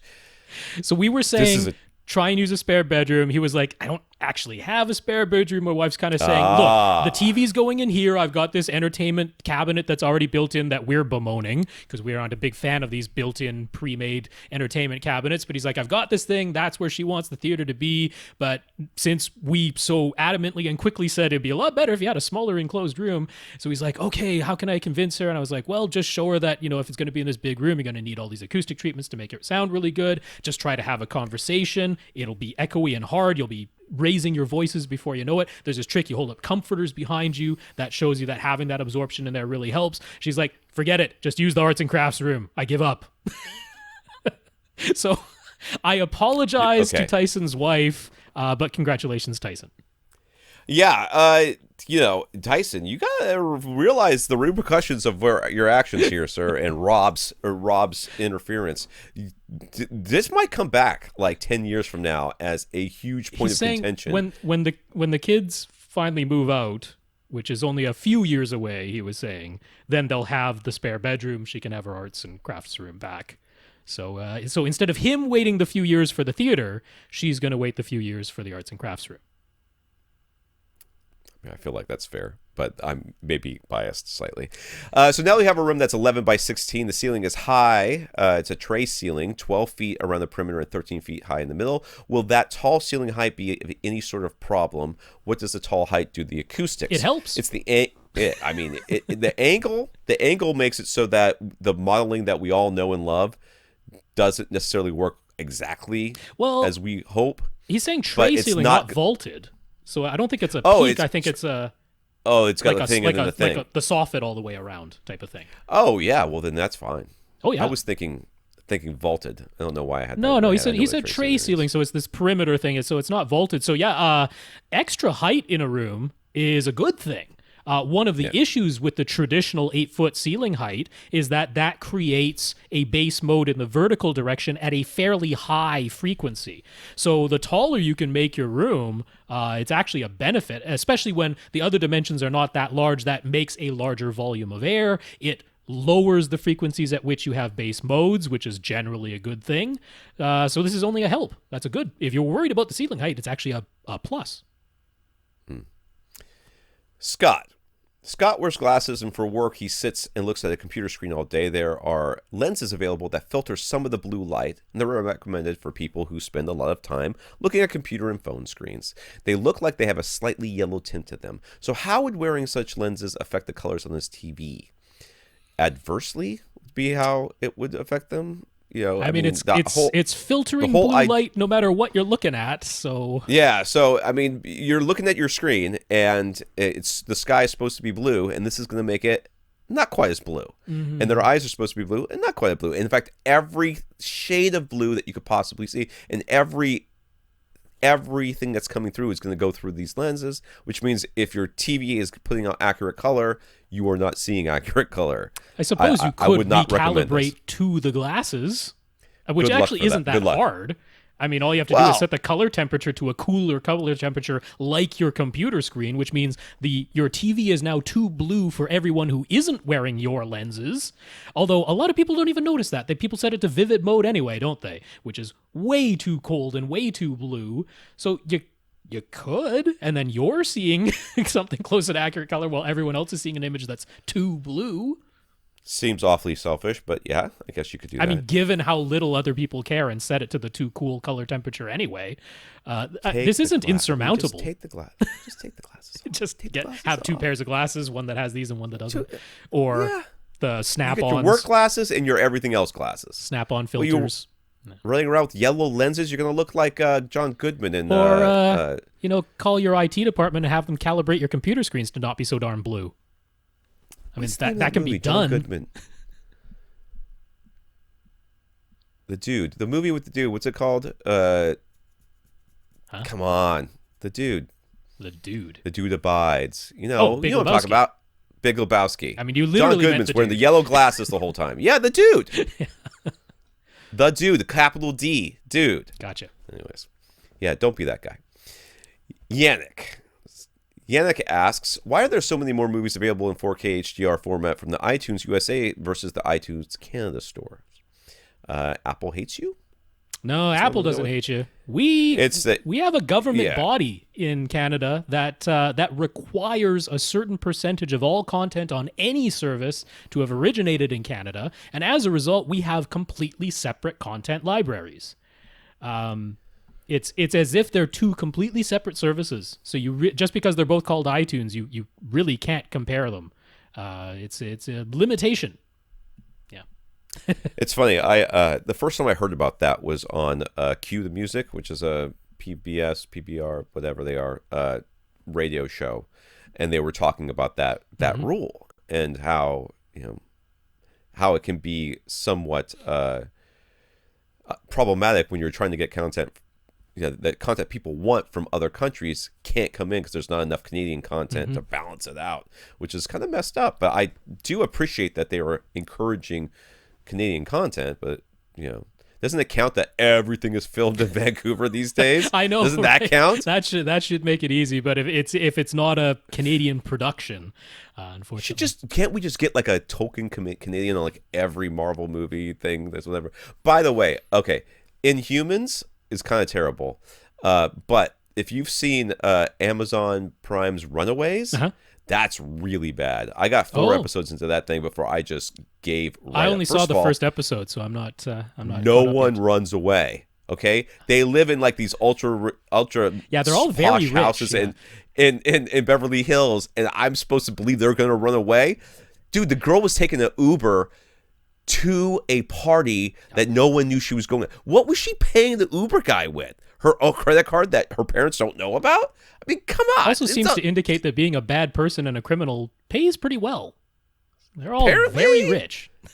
I'm telling you, it does seem like all these, weird cult things that happen on TVs and movies, those people all got the bucks. So apparently selling your soul to the devil actually pays off. Merry Christmas. All right, so Yannick says, we've talked quite a bit about different screen sizes and aspect ratios recently. There's been the debate, in quotes, that was me mostly trying to understand what Rob was saying, about having a smaller 16:9 image that expands to a larger 2.35:1 image that keeps the same height, and then potentially having an even larger 16:9 image for IMAX. But Yannick wants to ask about a different option, which is to have a constant image area instead of a constant image height. In this case, there are restrictions to how tall and wide his screen can be. A 106-inch 16:9 screen is as tall as he can go. If he were to show 2.35:1 content with black bars at the top and the bottom, he would only have a 100-inch image. But if he were to keep the same height, the 2.35:1 screen would need to be 132 inches, and that ends up being too wide to fit his space. So his solution was to install a 115-inch 2.35:1 screen, and then have a 106-inch 16:9 screen that comes down in front of it. All the 16:9 content ends up being a bit taller than his 2.35:1 content, which is nice for those IMAX features and feels just fine for HD TV 2 since it isn't as wide as his 2.35:1 screen. So, yeah, this is kind of a little confusing. So Rob's going to show you an image here, and you're going to kind of see the screen coming down. So he can get a 2.35 to 1 screen into his room that is slightly larger than his 16 by 9 screen. Slightly wider. And yeah. Wider, yes, wider. But not so quite if he were as just, tall. If he were to use the 16 by 9, he would have black bars at the top and bottom. Now he can roll up his 16 by 9 and he gets this bigger 2.35 to 1, at least wider. That's right. 2.35 to 1, because he's able to fit this in here. But yeah, I mean, this is still sort of what I said, isn't it? You know, is it not? Well, sort I mean, of what I said? most of the time you've been saying just get a 16 by 9 screen and put everything on that 16 by 9 screen and make it as large on that 16 by 9 screen as the shape of the content allows. That's sort of been your take on it for the most part. Yeah, and this is he's sort of kind of saying I can't get the biggest screen that I want so that my image height stays the same. So I got something slightly smaller, which is fine. I mean, it's fine. Yeah. This is fine. It's still kind of what Rob's saying, except there isn't the third screen past it, which is the IMAX screen for the 5 seconds. Yeah, because he's like, in his case, he has 2 screen sizes instead of 3 screen sizes. Yeah. And 16 by 9 is always taller than his 2.35 to 1, but it's not as wide. So when it goes to CinemaScope, he still gets the sense that what he's watching is bigger than his HD TV because it's wider. And then when he is watching IMAX, it's taller than the 2.35 to 1, but not as wide. And then for regular HD TV, it's the same size as the IMAX content. So he's not getting any difference between those two things. Yeah, I mean, I'm fine with this. I mean, the only caveat to it is for those limited number of titles where it switches between 2.35 to 1 and 16 by 9, he'd have to use the 16 by 9 screen.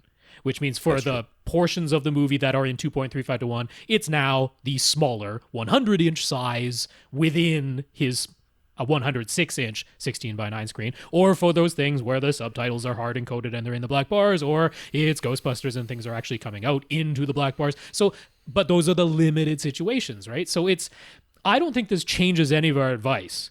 It ultimately comes down to, do you care about those limited number of times when things switch between 2.35 to 1 and essentially IMAX, or things go into the black bars? Do you care about those or not? Because if you don't care about them, then you could have one screen. It could just be a 2.35 to 1, or it could just be a 16 by 9. Or you could do this where you have two, one that's 16 by 9 and one that's 2.35 to 1. The only time you need the 3 screen sizes is when you care about the things that switch or go into the black bars. So that really answers the question. Do you care about those limited situations? As a final tip, he recommends the site displaywars.com, where you can select 2 aspect ratios and put in 2 diagonal sizes, and it'll show you an overlay and gives you a table of different values so that you can quickly compare the 2 shapes and sizes to one another. I cannot believe there's a website for this. Yeah, those are the images I've been showing, so that's where he made them. I didn't know about that site. I like that. That could be handy sometimes. Displaywars.com. Yeah. Robert's mother-in-law is moving in, so he won't be able to crank up his dual SVS PC 13 Ultras as much anymore. So he's looking into butt kickers to make up the difference in tactile sensation. I have to say I'm a little confused by this. I'm going to assume that his mother-in-law is going to be living in the theater, and that's why, whatever room, because that's what happened to me when my brother moved in, and my parents moved in. They lived with us for a while. My brother was staying in the home theater, therefore we weren't able to come in here. Well, I mean, installing butt kickers means he's still using the theater. This sounds like it's a volume limitation thing. That's what it sounds like.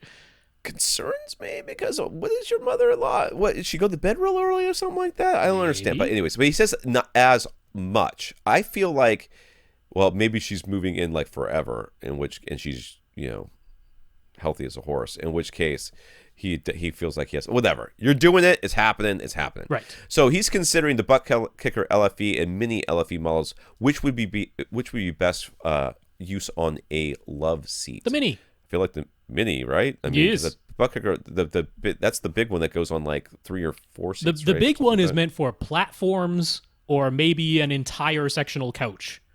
The mini is meant for individual seats. Now, yeah, you could argue that a love seat, maybe you'll need 2 of them. I really don't think you will. But the Mini is the right choice here regardless. That's the one. And get the rubber feet, apparently. You get the rubber feet, put it on the bottom of the love seat, install the Mini. So he knows he'll need an amp, and he has a Dayton APA 100 just lying around that he could use, but he's not sure if it's up to a task. The butt kickers are rated at 4 ohms, and the Dayton is rated at 75 watts into 4 ohms, but he's not sure if the specs, if those specs are in bridged mode or not. Would the Dayton work, and if so, what is the safest way to hook it up? Well, butt kicker's own amplifiers only put out like 45 watts into those to are 4 ohms. the Aura bass shakers. The actual butt kicker amplifier is like 400 watts minimum into 8 ohms. Is it really? Because I looked. I said there butt are kicker and amplifier, and it was a standalone amp, and it was like 45 watts. Oh, there are the mini. 4 ohms. Yeah, I guess there are the mini ones that come in the kits. Because this was by itself on again this website. the mini LFE. The butt kicker mini LFE only needs 50 watts into 4 ohms. That's minimum. They're like it can take up to 250 watts into 4 ohms, but 50 watts into 4 ohms minimum. Whereas the full size butt kicker LFE wants 400 watts into 4 ohms. Oh, really? Yeah. Well, that seems like it's not going to be enough. The mini LFE will be fine. Yeah. So if that Dayton can deliver 75 watts into 4 ohms, now the bridged mode. That gets you, I think it's 160 watts, but it's only rated into 8 ohms. The bridged mode is not rated for 4 ohms, and you shouldn't really use it with a 4 ohm load. It's not really designed for that. Honestly, you just take one of the channels. It's going to deliver 75 watts into 4 ohms. You connect it directly to the butt kicker mini LFE, and that's it. You're done. That's all you need. You feed that one channel, you power that one butt kicker mini LFE. With your 75 watts coming out of that Dayton. You don't have to do anything else. All right. This says, designed to power 1 mini concert or 2 mini LFEs, include wired remote. The BK130C amplifier is included with the butt kicker Gamer 2. Specifications, power output 90 watts into 2 ohms, 45 watts into 4 ohms. Okay. So you got 75 watts going into 4 ohms from your Dayton. You're fine. Yeah, so it should work. That's what I thought. Yep. And it's very simple. You do one channel into one mini LFE. You could drive 2 mini LFEs. If you decide one isn't shaking your love seat enough, you get a second one, connect it to the other side of that Dayton. You're done. Carl has a JVC DLA X750 projector. It was one of the first generations of JVC projectors that supports HDR10 and wide color, but does not automatically detect an HDR signal, so it doesn't automatically switch itself into HDR mode. You have to do that manually. Furthermore, the default picture settings for HDR and wide color are way off, so JVC released instructions for altering the settings so that HDR and wide color look correct. So there's the thing. Yeah. Anyways, now that Apple TV 4K offers its match content setting and can automatically switch between SDR and HDR depending on the content, what would we recommend when connecting an Apple TV 4K to a JVC X750? Quite a few people have suggested using the strip metadata feature offered by the Oppo Ultra HD Blu-ray players when playing Ultra HD Blu-ray discs, but the feature removes HDR but retains the wide color. Is there a similar setting available on the Apple TV 4K? My guess is no. I'm going to guess no. No, they don't have a strip metadata type of feature that would have the HDR metadata removed so that it thinks it's just a standard dynamic range signal but retains the Rec 2020 wide color. There doesn't appear to be a setting that's equivalent to that, because that's kind of the strip metadata thing is kind of a special thing. Some of the Panasonic Ultra HD Blu-ray players can do it too, but I don't even know if we have those in North America. So yeah, this is tricky because let's say you set the Apple TV 4K to the match content setting. So depending on what content is coming in, the Apple TV 4K is switching between SDR and HDR, standard color and Rec 2020 color, depending on SDR or HDR. The X750 is not going to automatically switch, so you're going to have to be aware that what you're watching is HDR and manually switch over to the HDR picture mode. Also, that X750 is slow to switch. Whenever there's a change in the HDMI signal and there's a new handshake, it's slow. It's slow as molasses. You have the blank image for like 30 seconds until something comes back up. So it's a bit of a pain. So that's why a lot of people with those X750s, or there was also the 550 or the 950 in that series, have sort of suggested Like, that's one of the cases where they're like, yeah, maybe you actually do want to let your AV receiver or an outboard video processor, or you plug everything into the Oppo so that it's only sending one type of signal all the time. And you're not Right. having to switch between picture modes and HDMI handshakes. There's certainly an argument to be made for that. You could actually just let the Apple TV do what it originally did, Which was, set out one thing. just send out one thing all the time.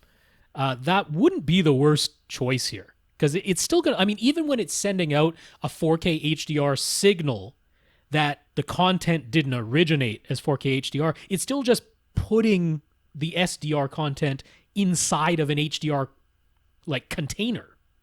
So it's not as though it's like way too bright or something like that. It's just like you have this big HDR container. It's only filling up a little bit of it. That seems like the best bet Yeah, for me. I It's think that's what just I to have the 4K, just have the Apple TV put out Yeah. the same thing all the time. Yeah. So just No matter imagine that update never happened for you, and treat it like the Apple TV 4K treated you out of the box. That's actually what I do here. Lastly, he asks, what are the best Atmos ready headphones available? The best Atmos ready headphones available are any headphone that is very good. Because there's nothing special about Atmos ready headphones. What they give you when you buy an Atmos headphones is they give you the code that allows you to get the Atmos app thingy for your device, whatever that device is. It's usually a computer, right? It has to be a computer or Yeah, it's Xbox usually a or Windows something 10 like that. computer or an Xbox One at the moment. So, and they asked me for that when I was doing that the surround sound stuff, the Atmos demo stuff. They were just like, you will put your code in so you can get the headphone stuff. I'm like, no, I'm not using headphones. Shut up. So there's nothing special about those headphones. They're just headphones. You've just paid the $15 that the code costs as part of that. They rolled that into the headphone cost, and they give you the code inside the box. So I would say Oppo makes some really good Atmos ready headphones. You're still going to have to get the code though. So does Sennheiser. So does Audio-Technica. So does Hi-Fi Man.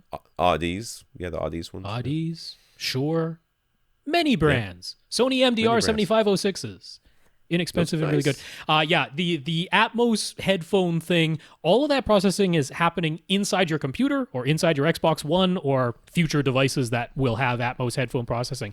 All of it's happening in there. It's really nothing to do with the headphones. It's a promotion. It's a smart promotion because it sounds like these are special headphones. You can only get Atmos this way. There's no additional drivers in them. Nope. They all have one driver per ear. It's not like they have like. I was like, do you see these speakers up into the band? Because that's it's some tricksy marketing going on. Yeah, that's all that is. So yeah. Jason wrote us a while ago to get our thoughts on his basement home theater plans. One of our big concerns are whether he'd have enough space for a proper landing at the bottom of the stairs based on how things looked in the diagram he sent us. But he wants to assure us that the diagram wasn't properly to scale, so there is, in fact, room for a 3-foot square landing. Excuse me. So he should be able to construct the door and wall as he had planned. So yay. That's good news. Door and wall. But I'm glad we brought it up nonetheless, because sometimes it's overlooked, and then you're like, oh, wait, I got down to the bottom of these stairs, and there's a door 1 foot in front of me. That's no good. The main reason he is eager to construct his basement theater is because his upstairs family room has very high ceilings, a wall of windows opposite the TV, and it's open to the rest of the house. So a dedicated theater room will mean he can finally enjoy some light control and pressurized bass. The family room will still be used for casual TV viewing and some occasional music, though. Jason really enjoys DIY projects, so he's planning to build all of his basement theater speakers himself. A sort of practice run. He got a hall pass from his wife to build some speakers for the family room. He used an open source design for a pair of small tower and center speakers. Pre-cut cabinets are available, but he made his entirely from scratch, which is, and they look nice. You see these pictures, and they look nice. They look very nice. He's happy with their sound quality, but he's disappointed that dialogue intelligibility didn't seem to improve very much over their home theater in the box setup these speakers replaced. He's still using his home theater in a box receiver, and it's a very old Yamaha that only does Pro Logic. He wants to upgrade the receiver anyway, but he wants to spend as little as possible, and he's hoping the new receiver will improve the dialogue situation. Accessories for less has an Integra DTR 30.4 for $210. He'll never go beyond 5.1 5.1 in this family room. Is that a good choice? And will it improve the sound quality of the dialogue? There are lots of really good choices that are 5.1. Any of the entry levels from Denon or Marantz probably doesn't have one. This cheapest Denon does. Yamaha, even I mean, this Integra might be all right too. I don't really know. But to go to your question of sound quality, you're asking us to tell you whether or not the speakers you made yourself will sound better if you add another receiver. And the answer is we have no clue, because we don't know if the problem is with your speakers or the receiver. I don't think it's either. I think it's with his room. That very well could be the case. Yeah. We don't know, though. It could be that you make these changes and you get the new receiver and suddenly you're hearing things you never heard before. I don't know. It could be the room. It could be the speaker design too. I mean, I'm not saying you built the speakers. You're doing a DIY project, but I'm assuming that you bought a kit. You bought the drivers and the at least the crossover and stuff. So there could be faults anywhere along that path that I cannot anticipate.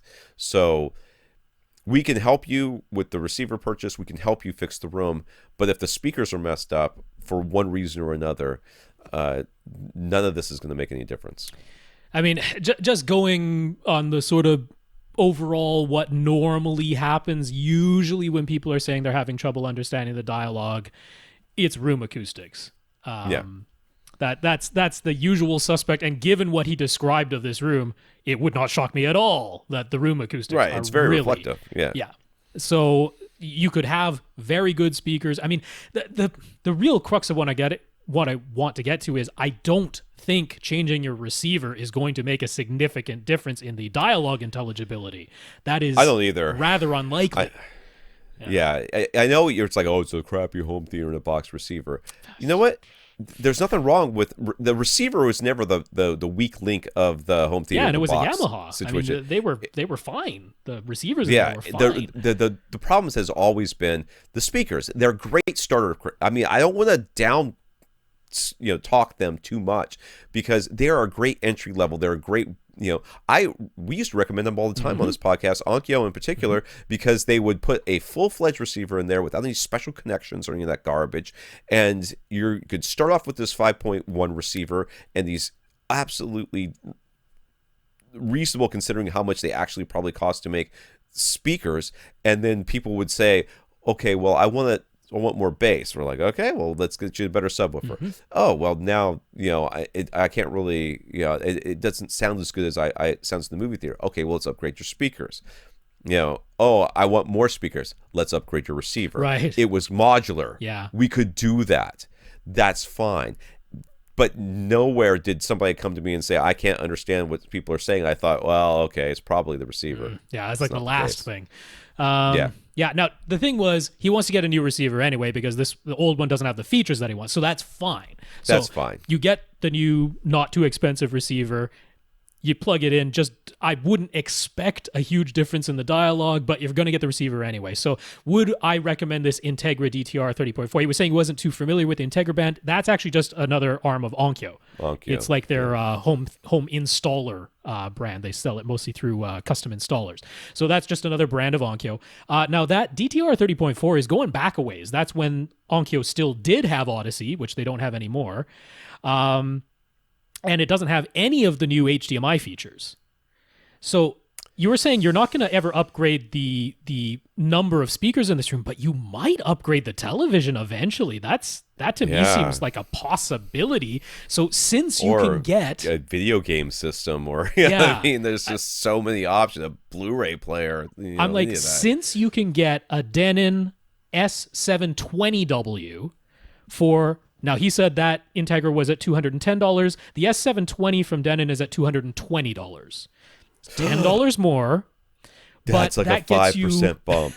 That gets you all the way up to the most modern HDMI that we have right now. It can support Dolby Vision. It can support all the HDR, 4K resolutions, all that stuff. So if you do upgrade your television, the Denon S720 is ready for that for 10 whole whopping dollars more, whereas that Integra that you link to doesn't have that capability. Now, I do like Yamaha in the lower price ranges as well. I actually quite like their RXV 383, but Accessories for Less is out of stock right now. That doesn't mean it will never come back, but it is a discontinued model, so they might not get more stock. They still have the 483, which actually gives you a couple more HDMI inputs over the 383, and that one's at $270. So those would be the two I'd look at. I'd look at either the Yamaha or the Denon. I'd probably get the Denon, the S720. It's a really nice receiver, and it's really modern, and it's $10 more. Okay. Clarence first wants to thank us for making an enjoyable show by giving great information without being stuffy and pretentious. I am very rarely stuffy. I am quite often pretentious. So I guess I'm bringing the not stuff. Well, you're not stuffy. Yeah, I don't know. I'm persnickety. I don't know what It's true. At 10 p.m., my AC resets to whatever the things are, so I just had to go fix it. Because I was like, what's going on here again? Oh, that's right. It's past 10 p.m. All right, he's heading down the rabbit hole of creating a media room. Has already purchased a Marantz SR6011 for Accessories for Less and 2 SVS PB12 NSD subs from SVS last week. Now he's looking for speakers, mains in the center. His room is 2,800 cubic feet, which doesn't make any difference, but anyways. He recently took advantage of a deal at Best Buy to snag 2 pairs of KEF Q100 speakers for $250 a pair. They sound good. But then you started hearing great things about the ELAC Unify UB5 speakers. A pair of UB5s would be $500, which is doable. Double what he paid for a pair of Q100s. He's willing to pull up the extra dough, though, if they are considerably better speakers, but not if they're only incrementally better. How much better are they? Not a whole lot. This is what I'm going to say. What's that? Not a whole lot. Yeah, this is what I'm going to say. First of all, if I legitimately thought they were better, head and shoulders, considerably better, right? Yeah, not head and shoulders. Let's say a reasonable amount better. I would still tell you to stick with the KEFs, and the reason is they're cheaper. You've got them, and you like how they sound. Why are you listening to any of this other garbage? Do what I always say. You buy something new, you stay away from reviews of anything else, especially what you bought. You don't listen to any of it for 6 months. You live with it for 6 months, and then you can start looking around for something else. Okay? You will have enough time with those speakers or that display or whatever to really enjoy it before you start second-guessing yourself. But those Q100s are really nice speakers. Mm-hmm. The ELACs are also very, very good. Mm-hmm. I really don't think they're that much different. I definitely don't think they're worth double. But Austin here has got a note here that says that the UB5s are actually $350 a pair right now on the ELAC site. Yeah, they're on sale. So they're on sale. They're on sale currently. So at $350, is it worth it to you? I would say stick with what you got, man. You like them. Why are we even discussing this? These are not anything close to a night and day difference. No. Over at the Wirecutter, they did a big bookshelf speaker shootout. They actually chose something I want to mention, which is if you've been in the UK, you're going to be like, yeah, duh. We've known about these speakers for ages, and they're really, really good and really, really high value, which is a brand called Q Acoustics. But they've only recently started selling in North America. United States and Canada. So I haven't heard them in person yet, but they've been the go-to value brand in the UK for ages. And the Wirecutter picked them as their top value choice out of all the bookshelf speakers. However, they always give a even less expensive but not quite as good choice. They went for the Pioneers, the Andrew Jones, and then they give one that's a little bit more expensive and sounds a little bit better, but you'll have to weigh whether that's worth it. And they chose the KEF Q series. Now, lower down, they talk about all the other speakers they tested, and the ELAC Unify series was right in there, and they're like, yeah, these would be an upgrade over these, but we're not quite sure that the fit and finish and the extra price is worth it. We think the Q series from KEF is a little bit higher value, but they're pretty darn equal. There you go. That's exactly the way I would feel too. You don't need to replace your Q series. You got really nice speakers. The Unify aren't going to be, I mean, they might sound a little bit different. Maybe it'll be a bit more to your liking or not, but this is not like some big, big difference at all. Yeah.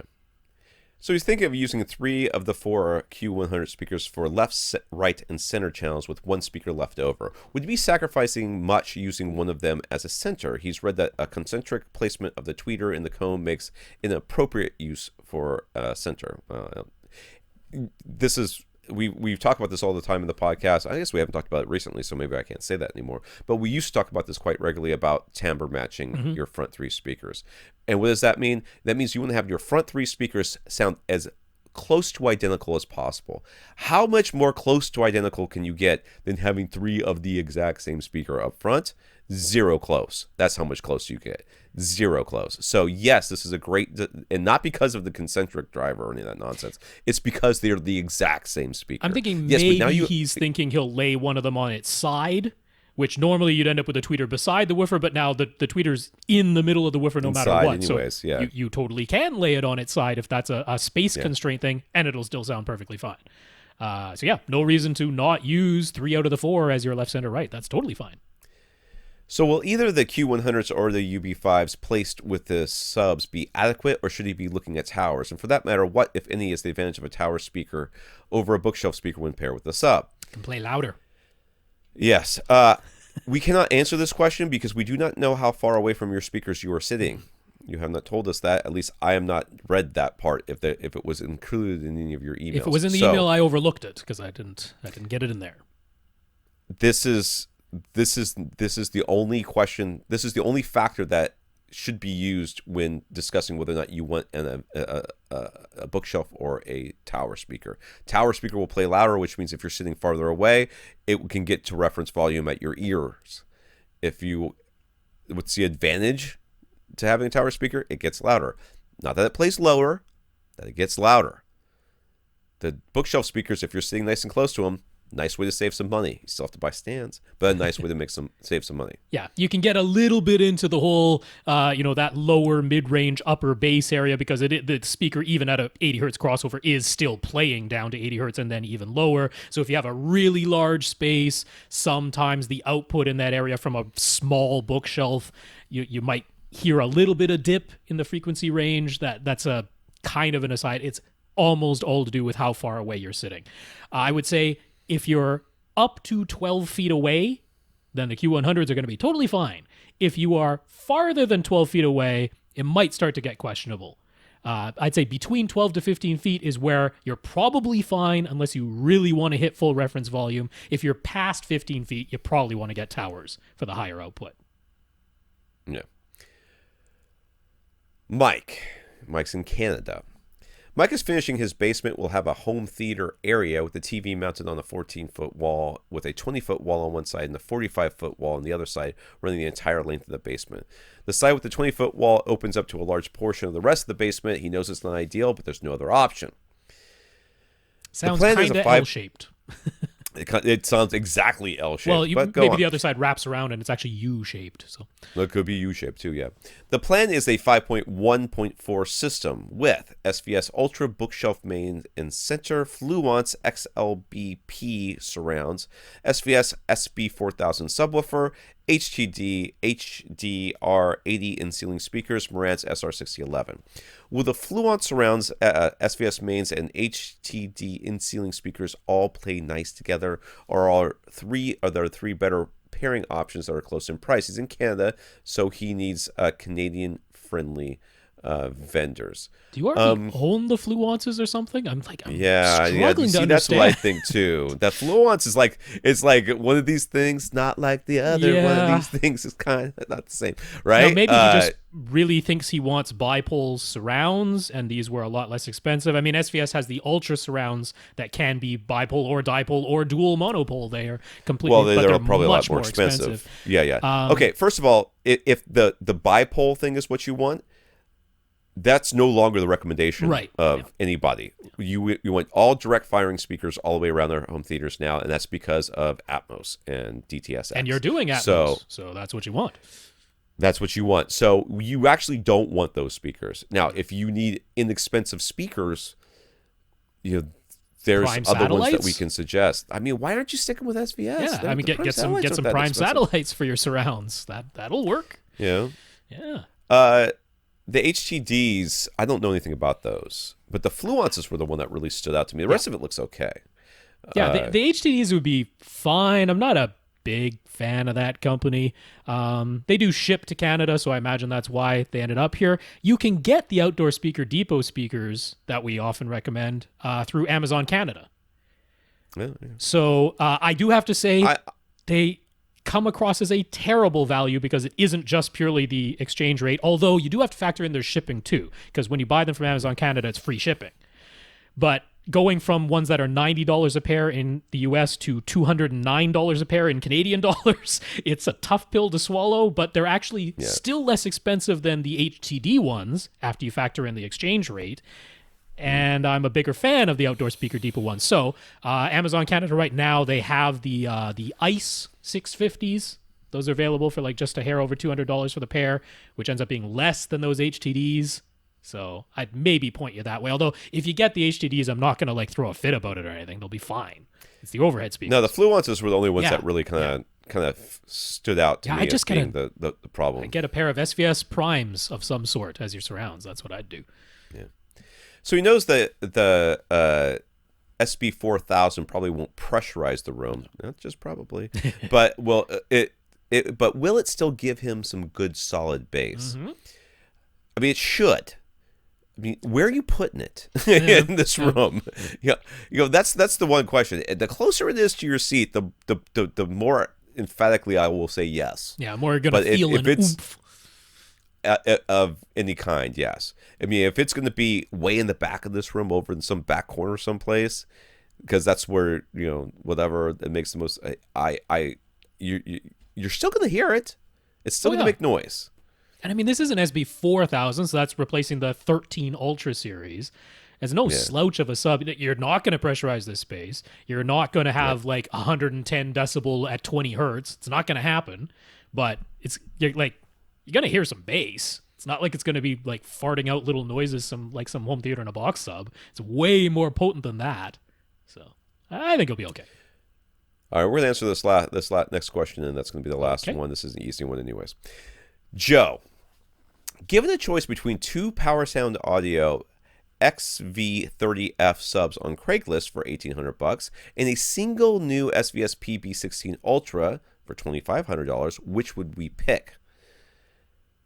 I don't even want to read the rest of this question because it's such an obvious choice. It's such an obvious choice. Now, for those of you who aren't running out to go get the XV30F Power Sound Audio subs and see what they are two 15-inch drivers in one big box that you stand up on its side. So it's almost like SVS, their answer to SVS's cylinder subs, but able to put out just a ginormous amount of bass and taking up a whole lot more floor space while they do it. It is. It says on their website they are the size of a small refrigerator. Now I'm not sure I don't it's all think that this is small. That's what they said. I'm not talking. I don't think they're talking about the under counter, like the little mini fridge. They're talking about like imagine your refrigerator. Right. Now imagine your refrigerator a little bit smaller with two 15-inch drivers in it. Now, Joe, if your idea is to try to justify your purchase because of you want to make sure you're getting it with these things are going to destroy just about any room you put them in. And two is always better than one, and because that's what we always say, and it is absolutely true. Two is almost always better than one. So this is a very easy choice. You should get the Power Sound Audios. This will destroy your house. And perhaps your ears. This is not necessary for his room size. Now he's got a pretty large room. It's between 4,000 and 4,100 cubic feet. So this is a large room, but it's not an enormous room. He did install a door because we bugged him like crazy to install a door. So he's installed a door. So that's a huge factor because I'm like before he had these 4 JBL subs, and he's like, this isn't giving me what I want. But he didn't have a door. So that was a huge factor. And those JBL subs that he had just straight up did not play down to 20 hertz anyway, so he wasn't getting the full extension regardless.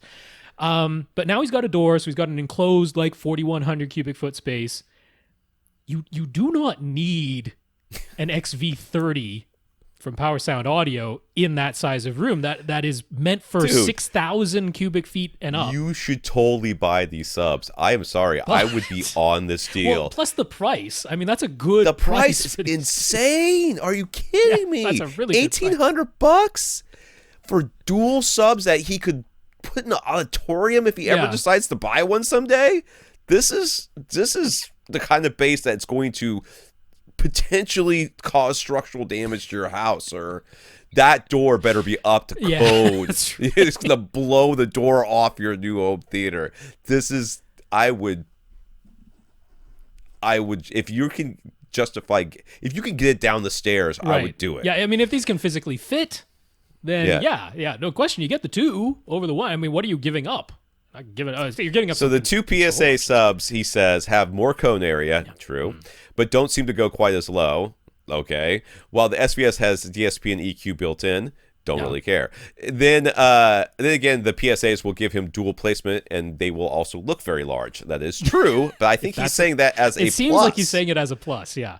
Yes, they will be. If you're saying they will be impressive, they will be terrifying, sir. They will be terrifying to small children and all of your friends. So he would place a single SVS in the storage space under a screen close to the center of the front wall, while the PSAs could go in the front corner of the room, or one in the storage space and the other midway on the side wall. The room is a little over 4,000 cubic feet, and since we bugged him so much, okay, whenever he has a door. Coming from car audio, so the overkill when it comes to bass is not his vocabulary. He doesn't have any outboard EQ, so he's interested in subwoofers that offer their own EQ and or tuning features. No, you don't need EQ. First of all, I don't know what the storage space garbage is. Don't shove the sub in. You're gonna break your storage space. It's like a 5-foot high cubby in his front wall. Is it in the middle of the front wall? I don't remember this guy. Yeah, it's sort of in the middle of the front wall up there. It's in the middle. Well, then you gotta do. You will not need the EQ as much if you do the opposite placement. Okay, so it's either mirrored placement, either middle of the front wall, middle of the back walls. Opposing corners, midway in the side walls. Do that. If you're gonna buy dual subs and you're not gonna do that, you're kind of like defeating the whole purpose of the thing. But you could add a mini DSP for $100. And for the price you're paying for these things, dude. Yeah, I mean, in the mini DSP, well, does that have because he could use a Room EQ Wizard on that, right? Sure so could. He needs the microphone and everything else with it too. So, get the two subs. Try to place them as optimally as you can, and if you still are unhappy with how they sound, get a mini DSP for $100 and a microphone for maybe 100 on top of that. Like, I just wanted to say, let's say he just came and said, here's the room I have. Okay, I got this door. I got 4,100 cubic feet. Yes. What two subs would you recommend, especially if I want ones that have EQ and stuff built into them, right? If I came at it from that approach, my top choice would probably be a pair of SVS Plus series, because for this size of room, that's the perfect amount of output, and they have all the filter features and the parametric EQ and everything built into that Plus series. So that would give him everything he wants, but duals of those would cost more than this pair of Power Sound Audios, right? Even if we went for the PC12 Plus cylinders, he's still looking at, I'm so frustrated I can't look up the US prices, but I think they're $1,200 or $1,300 each, and then it's $100 off of that when you get to them. Sounds right. So it's around somewhere in the $2,400-$2,500 range for those two. So that would be like a number one choice. And then if I was going for like a value choice for brand new subs that would kill this room and have some tuning features, I'd probably point you to the Rhythmic, the FP15 or the FV15 HPs. Because those give you like SVS Ultra, 13 Ultra series level output at a lower price. So you could get a couple of those for around $2,500 as well. So in all of these instances, you're ending up around $2,500. I would not get a single PB16 Ultra. That makes no sense. No. But given that you can get this pair of Power Sounds, I mean, they're too big, but if you can physically fit them, you can get them for that, and you could get a mini DSP and a UMic 1 for the measurements, all for $2,000. There you go. It's overkill, but the price works. He wants overkill. Sure. This man clearly wants overkill. All right. Well, Merry Christmas, everybody. Happy New Year and all that. We're going to stop there. Rob is going to tell you if your question has come in what your name is, and we will get to you next week. Yes, on the list we have Jason, Brandon. Brandon's is fairly lots of words, but it's not actually that many questions. Just the initial D. That's all I had from the email. Chris T. Greg, Biv over on Facebook, and David. Is that the last one on the list? That is. So there you go. Those are the emails that we have. We went through a bunch. Yep. We got a couple that came in there on either Monday or today, but yep, we'll be on the next episode. I will be reporting more about Dolby Atmos in the future. So once again, thank you, Accessories for Less, for providing the Focal birds. I will also be listening to them very closely, seeing how well they have integrated seamlessly into this system. I'm going to be playing with the placement a little bit. Sure. I've kind of got them slightly angled, so they're not facing straight down, which I should probably I've been looking at them while this podcast has been going on. I kind of want to angle them. I want to go straight down and try that. I'll have to run Odyssey again, but whatever. But so far you can say they're not terrible. So we know that much further than that. Once again, we're going to thank our listeners of the week. We're going to thank Brian and James. I'm thanking James twice, actually. They went to www.avrant.com and clicked on the Buy Us a Cup of Coffee link. Left us a PayPal donation. Thank you, Brian. Thank you, James. Yeah, Brian, James, thank you so much for those donations. I also want to thank our 42 patrons who are supporting us on patreon.com/AVRant podcast. Clarence and Stephen being two of them. Thank you to all 42 of our patrons. Yeah, Clarence, Stephen, thanks for signing up at Patreon. Thanks so much to the other 40 patrons as well. We really appreciate that. And we're going to thank James, Clarence, Stephen, Jason, and Chris for talking us up to mostly, I guess it was Accessories for Less and SVS. So thank you for making sure they know that you bought because of us. Yeah, that's Clarence, Stephen, Jason, and Chris for talking us up. And James sent Tom and I a little Christmas gift there. So thanks, James. We appreciate that. Thank you, James.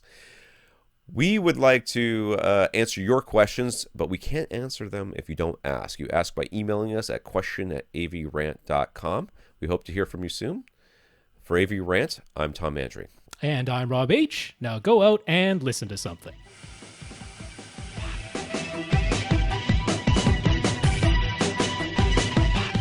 Want your question answered? Send it to question@avrant.com.